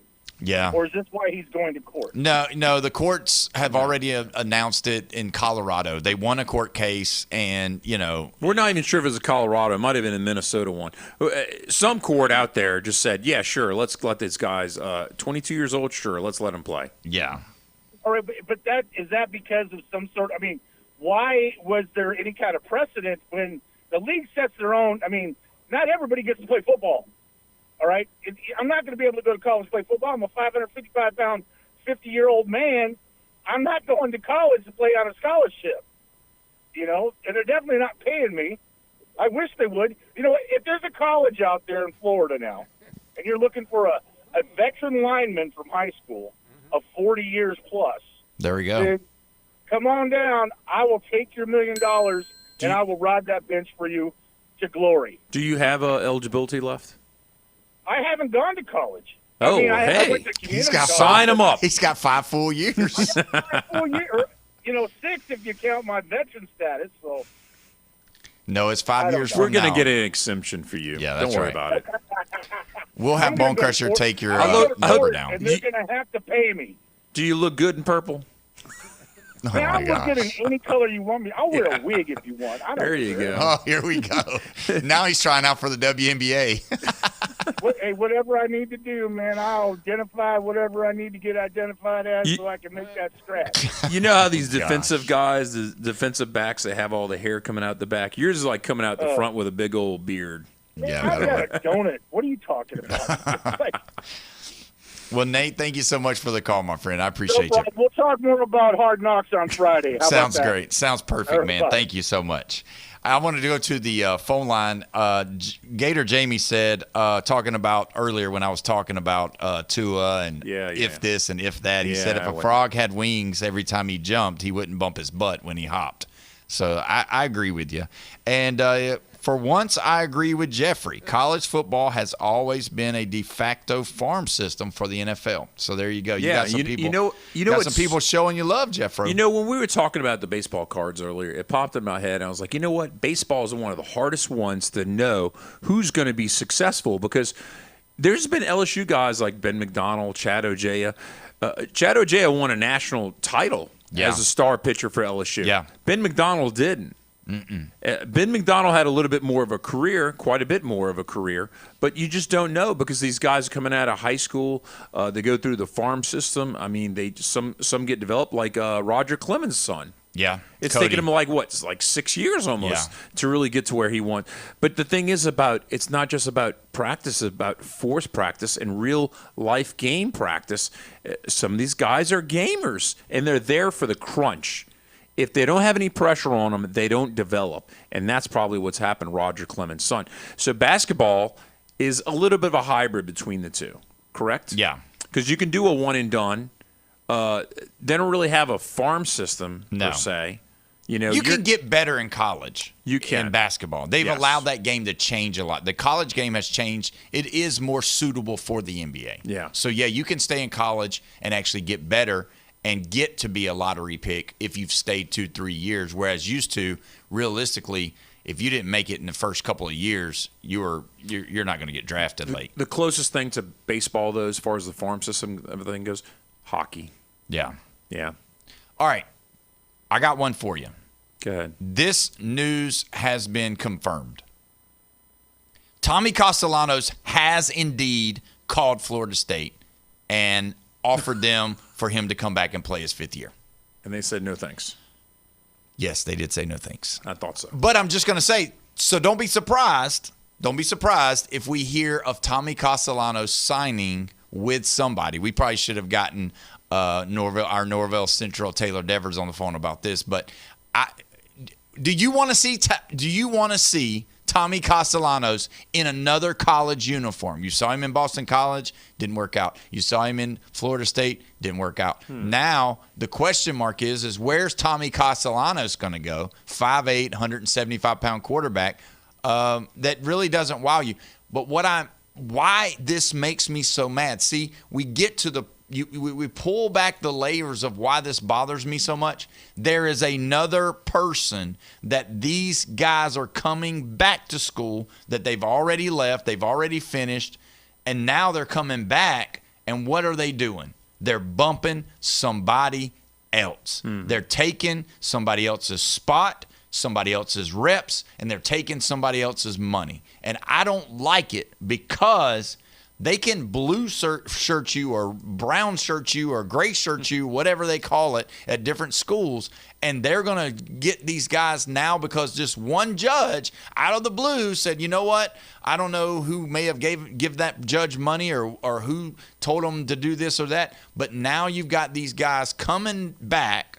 And it's going to be more than we think. And we're going to be sitting there. You mark my words, Jeffrey. We're going to be sitting there on a Saturday watching college football. and somebody's going to make a play, whether it's a tackle, a throw, a catch, a run, a block, whatever. And they're going to bring it up. They're going to say, oh, tackle made by Art Daly. He was one of the guys that came back for his 5th year from 2022's freshman class, and now you look at this guy. And you know what? I'm gonna walk out of the room. I'm gonna say, I told you so. I knew this was gonna happen. Ruining your sport. I'm making a play. No, ruining my sport by coming in here and taking somebody else's spot that was already promised that spot. Wow. And now that they made it, now they're going to come back. What are you going to tell those parents? What are you going to tell that kid? Well, he played last year, and I know we told you that you were going to see the field this year, and I know we told you were going to. Okay, does he get his same number? Does he get the number that he wore last year? I don't get it. Like, if you're done with college and you have already done everything, I mean, we need to look up whether he went to the combine. We need to look up whether he tried out for a team. Did he go to a free agent tryout? Did he go to the CFL? Did he go to the XFL? Did he go to Arena League? Senior day. What did he do? What did he do? I think if you do anything postseason, as far as after to go into one of these professional leagues and try out, I think they ought to. That's it. You're done. Your eligibility is done. I know they said the basis is if you sign a contract, but to me, who else is coming back? There's probably going to be, I guarantee you, if Pavia would not have went on and signed with the Ravens, and then eventually got cut, which everybody knew he would. Waived. Same thing. I know. He probably would be back and then that starter would be sitting the bench. And they've been signing big 4 stars, which doesn't even happen in Vanderbilt. It doesn't happen in Vanderbilt, but still. But I just think it's just not – I don't get it. Kyle Albritton's on here. He said maybe he can go. Tommy Castellanos can go play with that bum Dan Mullen. Oh, UNLV. Yeah, but Dan Mullen's got his quarterback. He's got Jackson Arnold, the former Auburn. But the problem with UNLV is they have a history of not paying their quarterback. You're laughing, but it's true. Yeah, I remember last year. Yeah, that's not good. Was that Dan Mullen though? Yeah, it was Dan Mullen. Well, so maybe he is a bum. He wasn't the one with the money.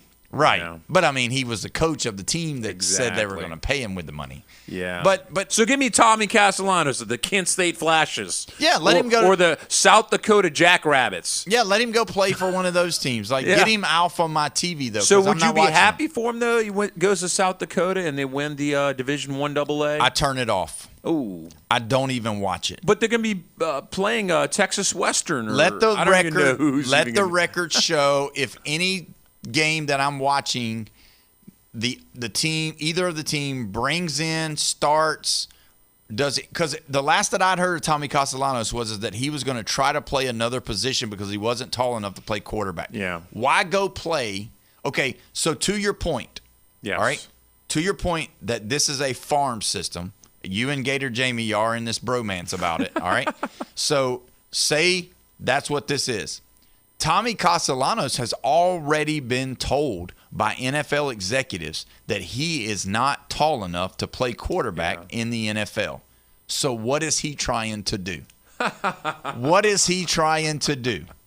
What is he trying to do? The glory of being a college athlete. I think you were there once. I was. Wow. So what if the South Dakota Jackrabbits win the national title and Tommy Castellanos has memories for the rest of his life? You're going to rob him of that because I'm not going to rob he's him. in the 5th year. I'm not going to rob him. I'm just not going to watch it.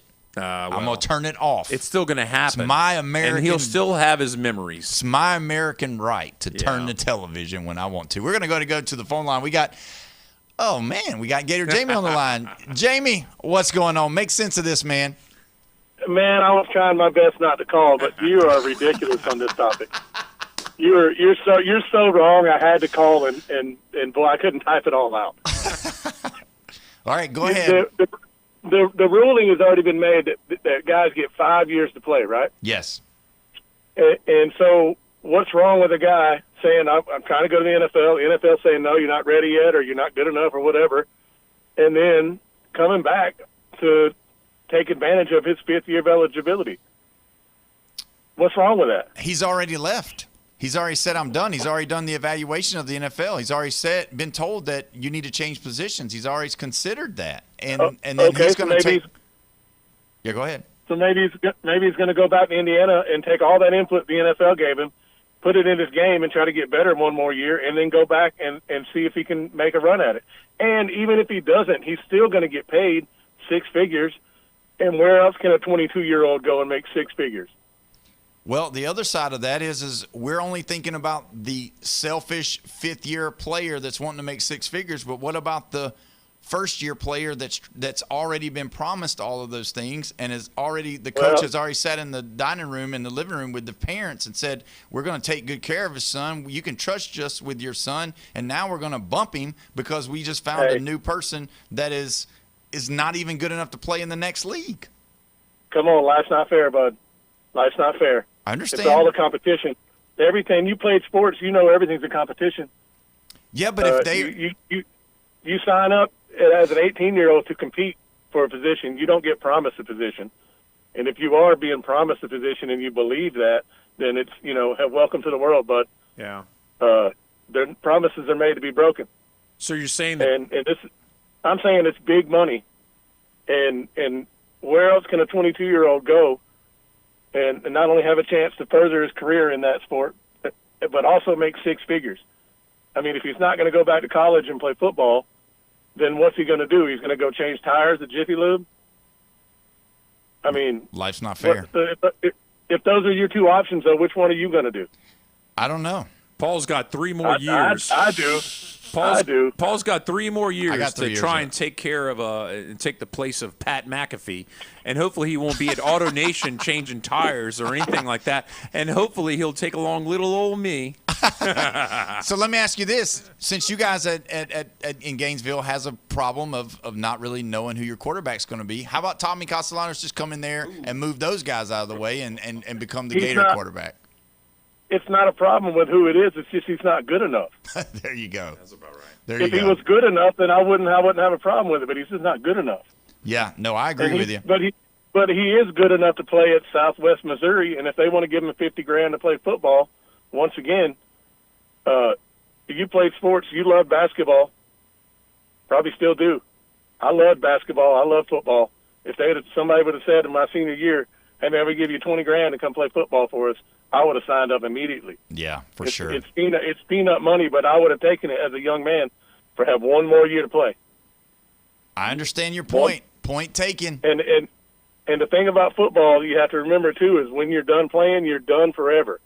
You can't go play pickup football.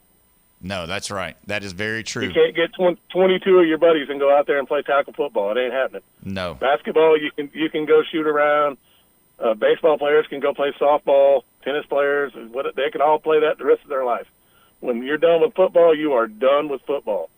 Yeah. And to have one more year to play football, whether you go to the league or not, man, take advantage of that. I got you. Well, I'm going to take advantage of my remote and turn it off if I see it. Yeah, I don't blame you. Yeah, that's your choice. All right, Jamie, we appreciate the call, my friend, as always, buddy. All right. Love you guys. Thank you, man. There is a semi-pro team here in Panama City, and I don't know if they play at Publix Park or whatever, but those guys don't get paid a whole lot of money, but they're just living their best life because they're still playing football. A game that they love. Yeah, and I understand that. I do. I get both sides of it. It's just I'm for the younger player. I don't know if I've said that several times that people understand that, but I'm definitely for the younger player. Question, as I understand it, I don't think he's going to be eligible for the transfer portal. I think part of the ruling limits it.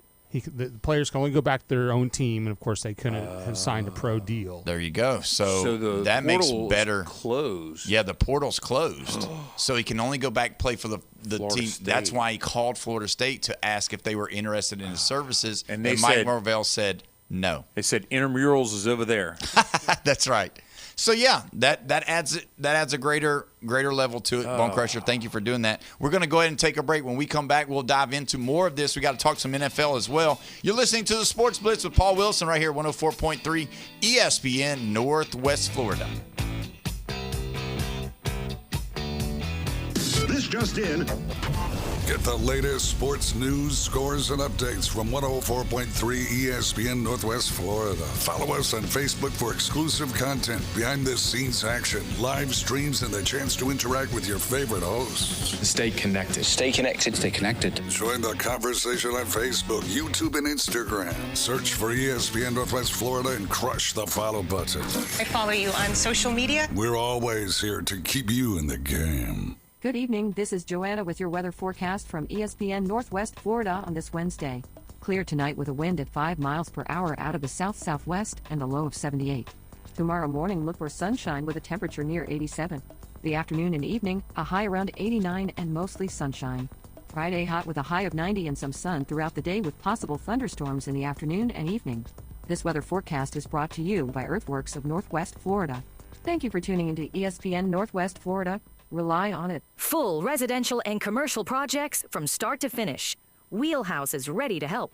From the moment you have the thought to build to the moment you step through the front door of your finished project, Wheelhouse Consulting and Engineering will walk you through all of your aspirations. Engineering, site plans, live architectural design, construction, 3D rendering, permits, and more. Wheelhouse Consulting and Engineering, 850-896-6597, 850-896-6597, and online at wheelhousedba.com. Your goals matter, and at Anytime Fitness Panama City, they're ready to help you crush them. With expert coaching, personal training, and virtual workouts through the Anytime Fitness app, you'll have all the support you need inside the club and beyond. Limited time only. Join today for just $1 down and start your fitness journey now. Don't wait. Visit 107 West 23rd Street, Suite W8, or call 850-818-8184. Anytime Fitness. Let's make healthy happen.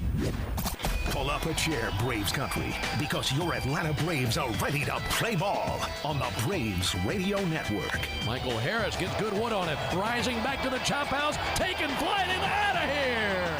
Tonight, the homestand continues at Truist Park as the Miami Marlins come to Atlanta for an NL East Division Series with your Braves. Coverage coming up at 6, first pitch 6:15 on your home for the Atlanta Braves. ESPN Northwest Florida. This is Coach Stephen Pearl.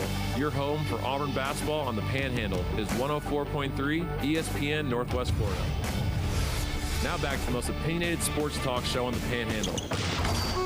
This is the Sports Blitz on 104.3 ESPN Northwest Florida. We are back live and local right here at 104.3 ESPN Northwest Florida, your spot for the Atlanta Braves. Don't forget the Braves tonight take on the Miami Marlins. Coverage starts at 6 o'clock. First pitch is 6:15. If you want to be a part of this show, this argument, you can call in on the Tropical Spas and Pools phone line, 850-215-6290. You know, right now is probably the best time to get you a pool built. You know what? If you think about it, the spas and pool, you go over there, Tropical Spas and Pools, and get you a pool built by them or get your pool taken care of right there. Why not get a jacuzzi? You're ready for the winter. Yeah, you could do both. Why not have one at the end? Jeff's a big hot tub guy. Yeah, we're going to have a big party. Everybody's going to be in my jacuzzi. That's right. Sounds good to me. All right. Going to go to the Facebook page real quick and read some of these comments. Michael Fields says, now think about this. This is pretty smart right here. I'll say this for Michael Fields. Yeah, I know he's a Virginia Tech guy. That'll be spoken about later. He's a Hokie. Go ahead. It's also taking a year of the player's eligibility from them if a player comes back and starts over them. So that's another, it kind of goes into my argument is that, yes, I understand competition, but they just made a ruling right here at the end, and now Daly's going to come and bump this kid out, who's going to bump the next kid out, who's going to bump the next kid out. You only get 5 years. So he's getting stolen from him by Daly. Daly needs to pay him some money because he's stealing that eligibility away from him, because had he known Daly was coming back, if they're going to do this, how about this? How about this? Does this make it fair? You guys tell me or not.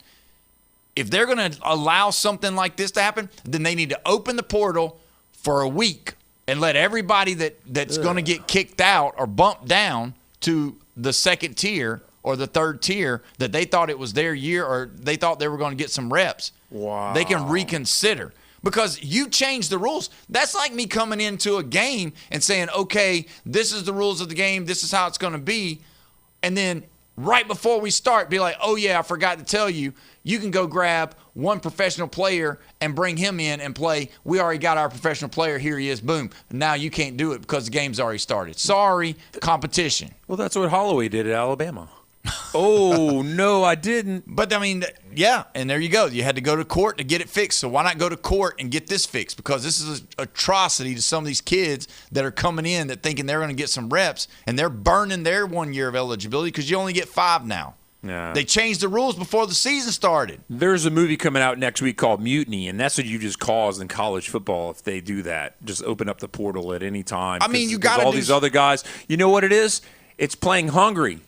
Play hungry. Play better. Get bigger. Pump more weights. I don't care what you do. Go tackle the guy like your life depends This upon guy it. already knows the system. This guy played for the team last year. Well, then that won you the know national what? The title. other guy needs to hit the books, know what all the plays are, and be there in the hole tackling the guy every single time. This guy's 23 years old. He's 19. No, he's 22. He's going to be 23 when the season starts. It's 19. Oh, his birthday's coming up? I don't know. No, we're not singing happy birthday to him, I tell you that. Yeah, well, he's got a lot of candles. Well, I tell you what else. He's done found a hater right here sitting in this chair. Yeah, so 'cause Mr. you know why? Daly, Mr. Daly, you're going down this year. I hope you get blocked every single play. No tackles for loss for you, sir. The next time you watch the Hoosiers, you better look in the mirror because you know why? You're just like all these other guys.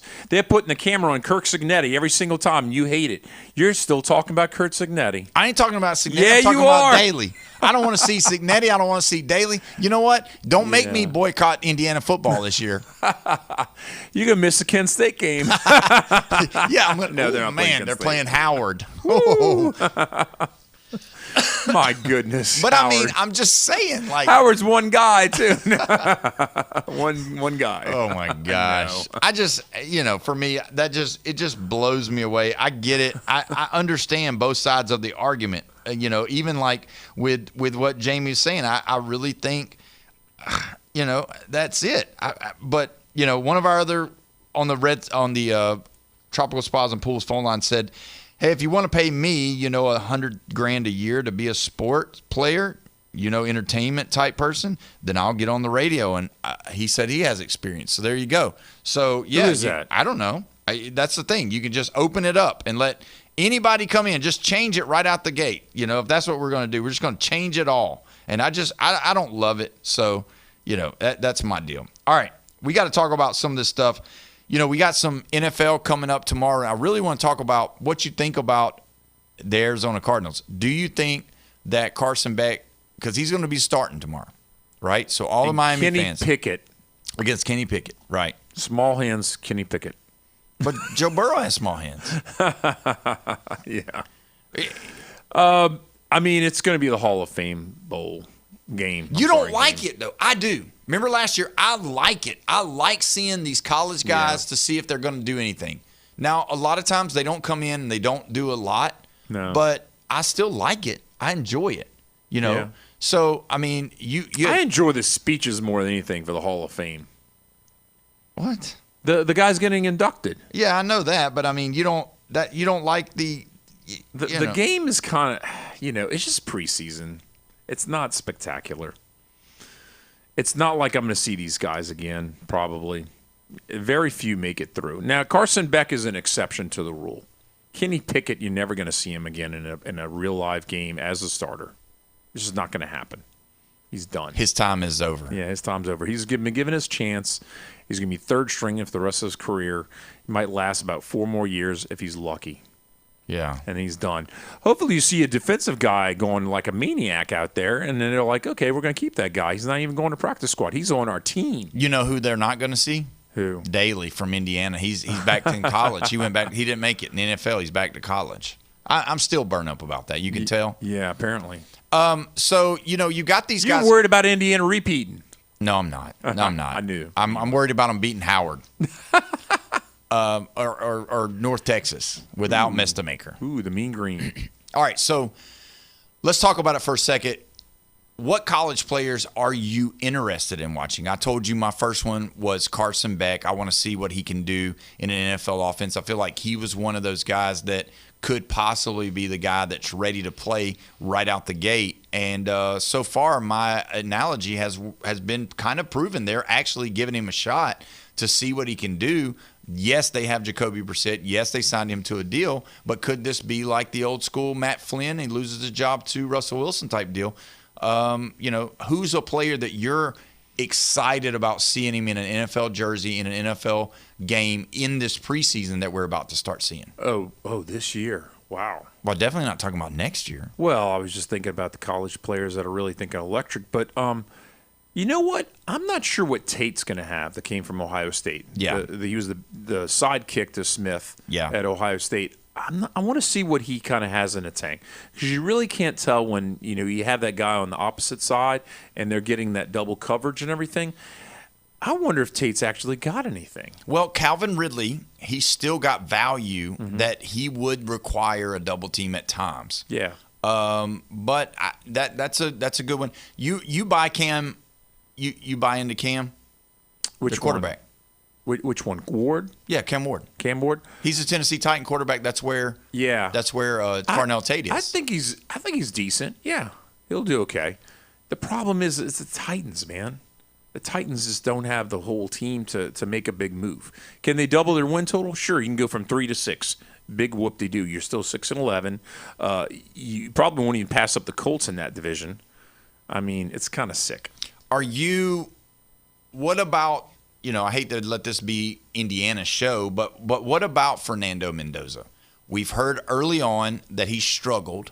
He struggled. Kirk Cousins looks like he's going to definitely take the lead and be QB1, especially going into the first couple of games, as long as Cousins stays healthy. Yeah. What are you thinking about Fernando Mendoza? For me, I told you at the beginning that he never changed the play. That concerned me. He did have good players around him, played in the Big Ten, played some serious games, great college quarterback. Yeah. Everybody said, oh, yeah, he's the most ready to play day one. That hasn't been the case. He's struggling. Yeah. They said the other day, Kubiak, which is his head coach, said that he's making strides, but he sounds like he hasn't really gotten the rhythm of an NFL game. It's different. It's not the same. And especially they give you a couple of plays that they take you to the huddle with. At Indiana, you did what you were told. And if Kirk Cignetti wanted to change the play, he changed the play, not Mendoza. He didn't have the control of the offense like that. So what do you think about that? I'm interested to see what he looks like, what they're going to allow him to do, because all signs right now are pointing to Kirk Cousins as the starter, and that he's at least a year or at least a half a year out before he actually will see the field. Have you ever played on a losing football team? Yes. I have too. You know how it is. You're running for your life. Yeah. And that's how it is on offense, and that's what the Raiders are about. And it reminds me a little bit of Peyton Manning's rookie year with the Colts. The Colts just weren't spectacular at that time. They did okay with Doug Flutie before that, but they were a little bit removed from that, and it just doesn't look pleasant for the Raiders. I mean, there's going to be times where it's just going to go be ugly, and he's got to get that experience, though. He's got to get to that next level. Yeah. And the fact that Kirk Cousins is going to be the one that's going to show up and have the starting job, don't expect many wins, because they're still the Raiders, and they're in a tough spot in that division. Yeah. Well, you do have some players around him. I mean, if you're buying into – I never did. You guys were pretty high on Ashton Genty. I'm still not high on Ashton Genty. But it doesn't matter. If you're running for your life, you know how it is. You're running a lot side to side and having to dodge multiple people coming at you. Yeah. You're not going to be going straight up some hole, because there's no hole there. Yeah, you've got Brock Bowers there. Yep. Again, you've got some pieces that people are saying. You still got Max Crosby there on the defensive side of the ball. You think the Cardinals are going to win more games than the Raiders? Probably. You think so? Oh, yeah. And that Notre Dame running back. Based off of their schedule? A little bit, not really so much that, because who are you going to pick on, the 49ers? Because the Rams and the Seahawks, we know who they are. Yeah. You know? Could the Chargers have a slip up and drop back and not make the playoffs? That's quite a possibility right there. I don't know. Because you know the Chiefs are not going to go in 6-11 this year. Yeah, that's not happening. Yeah, no, that's a definite good question. I will probably step out and say that I think the Cardinals – I don't know, man. You know why? Why? And this is probably going to shock you. And Bone Crusher, this is probably going to hit home for you. When I say this, you guys are going to go, what? I kind of believe in Kirk Cousins. There you go. Well, if he didn't do it the Falcons, what do you make us think he's going to do with the Raiders? I'm just saying Kirk Cousins is good for 2 to 3, 4 wins. And then he's going to play horrible, right?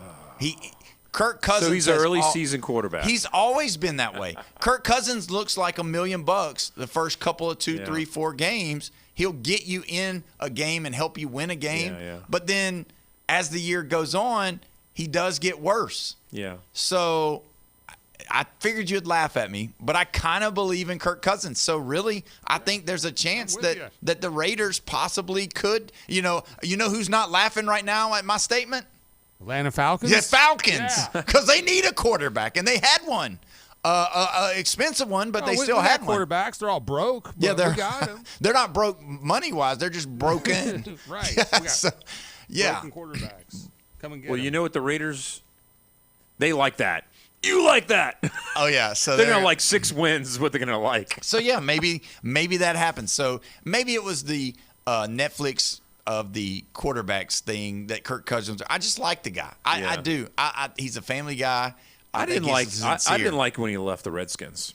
I thought he should have stayed there. Yeah. And I was kind of like, what's he going to Minnesota for? That was kind of weird to me. Yeah. Well, when we come back, we're going to go ahead and take our break. When we come back, we're going to talk about the couple of more players that we want to see what they're going to look like in the NFL. And I'm going to be watching this preseason pretty hard. So you're listening to the Sports Blitz with Paul Wilson right here at 104.3 ESPN Northwest Florida.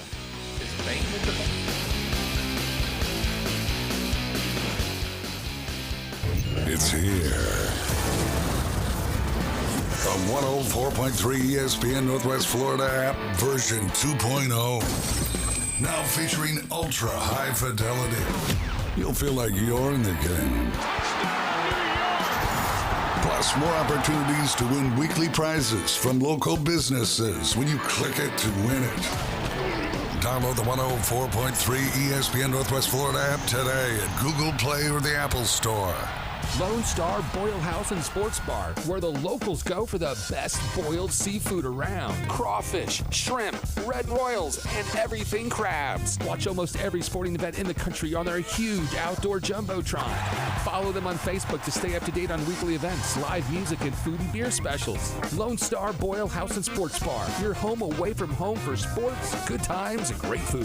The best boiled seafood. Lone Star Boil House and Sports Bar, 320 West 5th Street, downtown Panama City. Let's be real. Look at this fur. This kind of star quality doesn't just happen. That's why humans are taking their VIP, very important pet to the new Moon and Pearl Pet Parlor, 6126 Thomas Drive. It's a one-on-one, calm, spa-style pampering experience for us dogs and cats. Pure red carpet treatments. Book online at our new Facebook page for Moon and Pearl Pet Parlor or Google Moon and Pearl Pet Parlor. Be sure to take a selfie with me. Just ask for Mavis. 104.3 ESPN Northwest Florida gets results.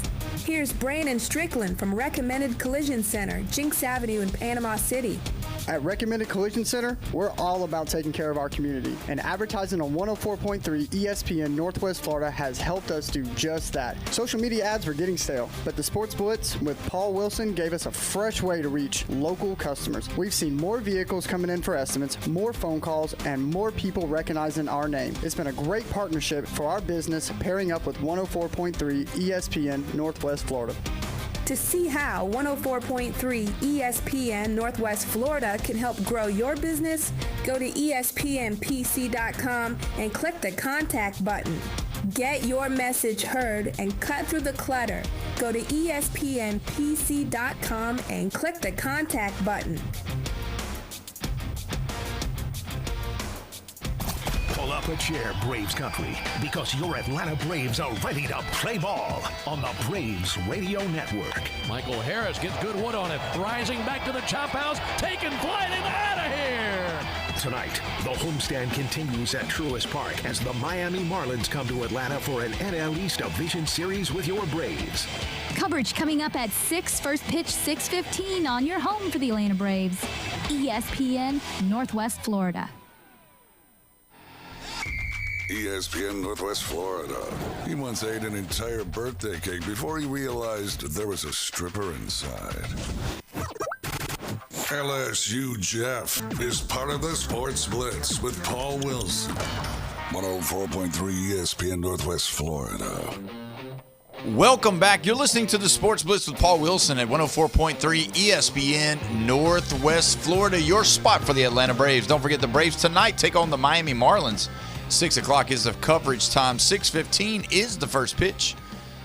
If you want to be a part of this show, you still can be. You got about 15 minutes. The Tropical Spas and Pool phone line is wide open. 850-215-6290. You can call in. You can text in. You can also catch us on our Facebook page, our YouTube page. We're very well aware of all of the things that come through on there. And you know what? I'm going to make an assertion based off of something that was said before we came back on the air, the little intro to LSU Jeff.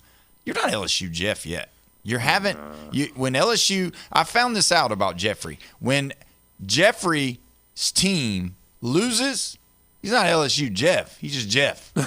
He doesn't want to be. He doesn't want to be, brought along with that negativity.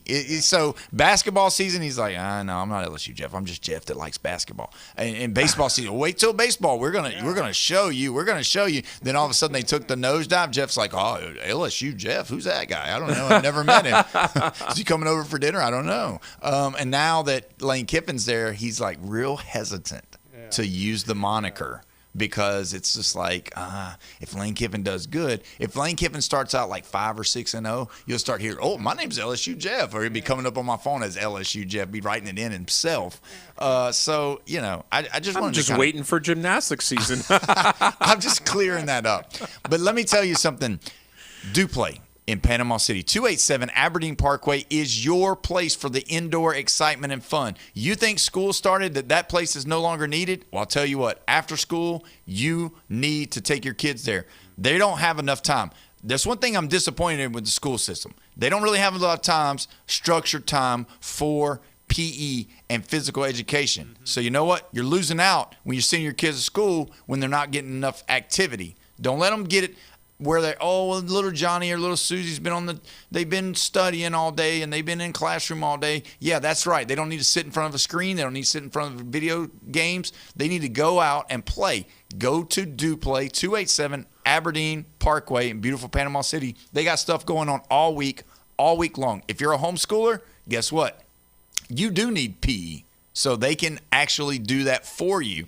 So they've got PE classes all during the year for the homeschoolers. So if that's something that you do and you homeschool your kids, take them over to Duplay, get them involved so they can meet some people and also get that PE taken care of. Because PE, I might have to get a T-shirt. Bring back PE, because that was some. I mean, it definitely. I got my best grades in PE. I bet you did. You probably got other things in PE too. You probably learned words you never heard of in PE, and you probably learned stuff you never should have heard. It's like riding on the bus. I mean, that's the only thing bad about PE is that the people, they kind of got to say the stuff they wanted to say, and you never, But anyway. Maybe it was just my PE. I have a friend of mine. She's actually my oldest daughter's age, and she went to Southern Miss. Mm-hmm. She got her degree and everything, and she is starting her career as a teacher. And what she's teaching is dance and fitness. Oh, yeah. Come on. Dance? What do you think she's doing? She's probably doing ballet and stuff like that because that's her expertise. She's big time into ballet. Yeah. You want your son doing ballet? No. I mean, you know what? Walter Payton did it. Willie Gault did it.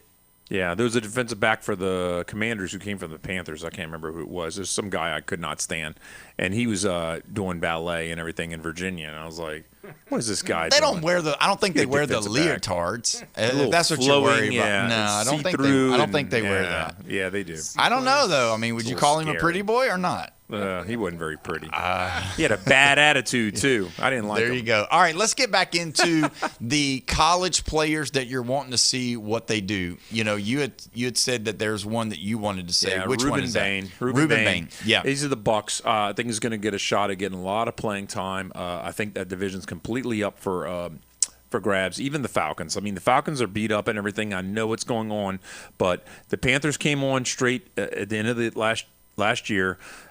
Somehow slipped into the playoffs, somehow brought the Rams to within 7 points in the fourth quarter. Almost beat the Rams. That was crazy, and I never would have expected that. I would have put money on the Rams. You said on the show that this is going to be the most lopsided playoff game. You come out and said that, and I was wrong. It was not. That was like we were wondering. There was a lot of time left on the game when they were down by 7, and Bryce Young, I thought he was going to take them right down the field. Hand? Yeah, they were going to do it. And a lot of people believing in the last place Saints. They went 6-11 last year, but you know what? It was a tale of two seasons. The first half of the season, it was just ironically horrible. Yeah. And then the second half of the season, the offense started rolling. They figured out who they needed. The defense was good almost throughout the season. They needed to figure out who they were going to go with at quarterback, and they're going with Tyler Show. We're going to see whether or not he's going to build on that, or is he going to take a step back? Is he going to C.J. Stroud us? Which is our new moniker for anybody that takes a step back. But yeah, I'm curious to see what Ruben Bain does too. I've seen a lot of the footage from Tampa Bay. There's been times where people are showing some of the film about him, his short arms. That was a whole big deal about his arms not being long enough because they measure them and they say this, that, and the other or whatever.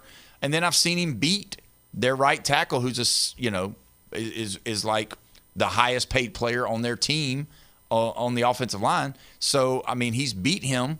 So yeah, I'm curious to see how Ruben Bain does. Let me ask you this: is this kind of a weird year though for the rookies coming in? And why I say that is, we're not talking about one Alabama player that we're curious to see if they're going to shine. Well, Ty Simpson's not going to be a starter. He's not playing. Right. Yeah. He's not going. So we're not talking about that. No running back, no wide receiver. No. And then the other team, are you looking for anybody from Georgia?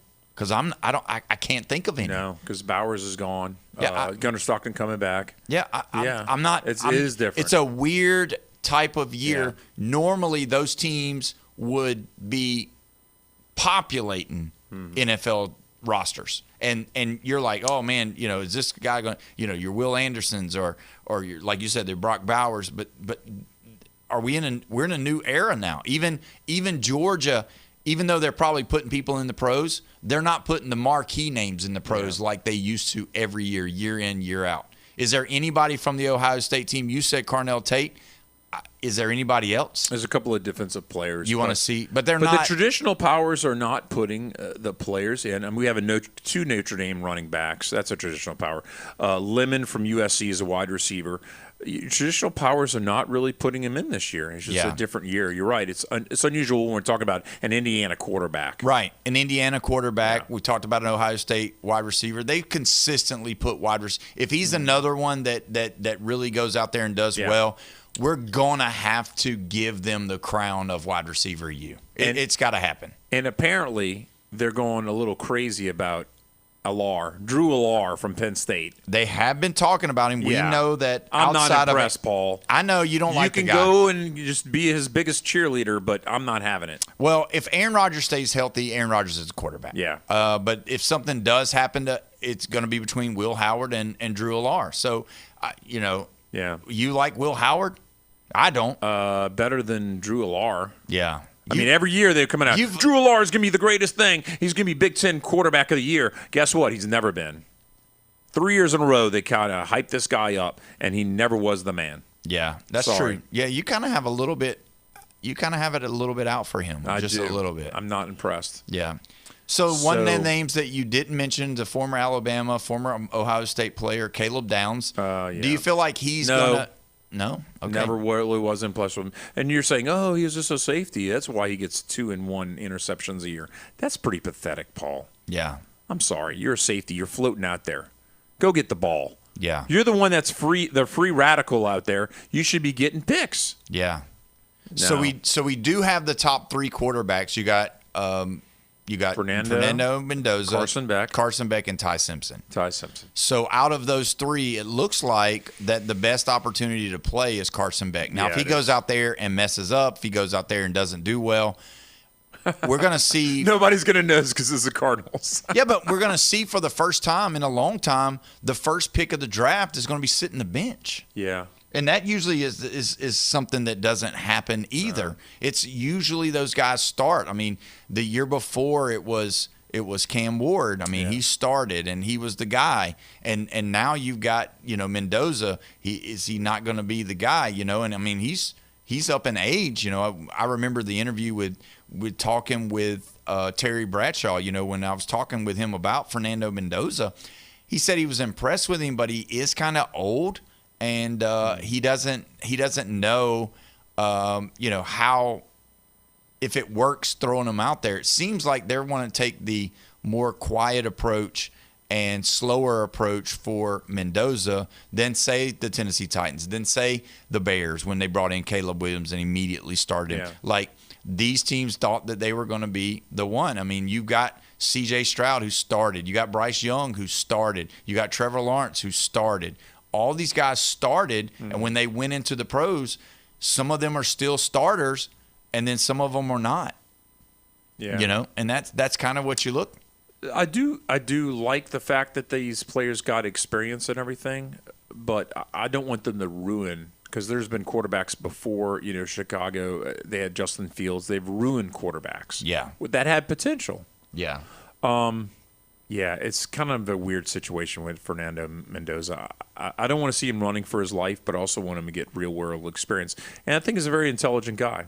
What about, so you want to see Kirk Cousins run for his life. So, it's going to teach you how to have – okay, so when you look at the spectrum of quarterbacks, you got to look at Josh Allen. You got to look at Patrick Mahomes. You got to look at Joe Burrow. Mm-hmm. These guys that have been around a while, Matthew Stafford. Stafford took a beating in Detroit. But it eventually paid off. He got traded and won a Super Bowl and won an MVP and has a chance to win a Super Bowl this year. Mm-hmm. Patrick Mahomes sat behind I just lost his name.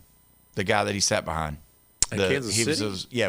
With his leg. He had the broken leg guy. Not Alex Smith. Alex Smith. Yeah, he sat behind Alex Smith. That's who he was sitting behind. Yeah, he sat time ago. Yeah, he sat behind Alex Smith. Wow. And then you think about Matt Leinart. He came in and eventually just fizzled out, lost his job to Kurt Warner, gone. And I'm just talking about these guys that have been, superstars, that Heisman Trophy winners. Bryce Young, this is the year for him to figure out if he's going to be the guy or not. C.J. Stroud, this is his year to figure out if he's going to be the guy or not. Is Sunshine really going to make the next step? Is Bryce Young going to solidify himself as the real starter? Is Caleb Williams going to build on this legacy? Jordan Love, is he going to fall off or is he coming on? Justin Herbert, is he going to lead his team to a playoff berth? Is he going to be able to do that? All these young guys have went into the league, and now they're all starters, and now they're all there, and now it's the time to put up or shut up, and that's why – sometimes it works out when they start them early, and sometimes it works out when they don't. And so for Fernando Mendoza, for me, I'm just wondering that, yes, Kirk Cousins, he didn't really mentor Michael Penix because I don't think Michael Penix really asked him to.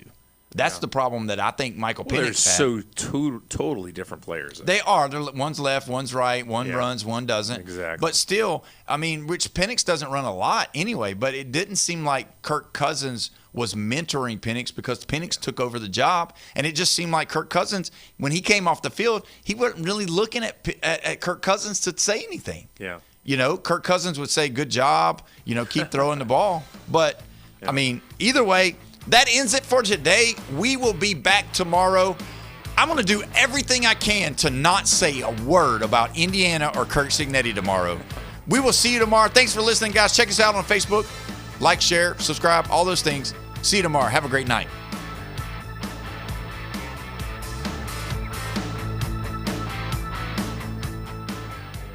Pull up up a chair, Braves country, because your Atlanta Braves are ready to play ball on the Braves Radio Network. Michael Harris gets good wood on it, rising back to the chop house, taken flight in the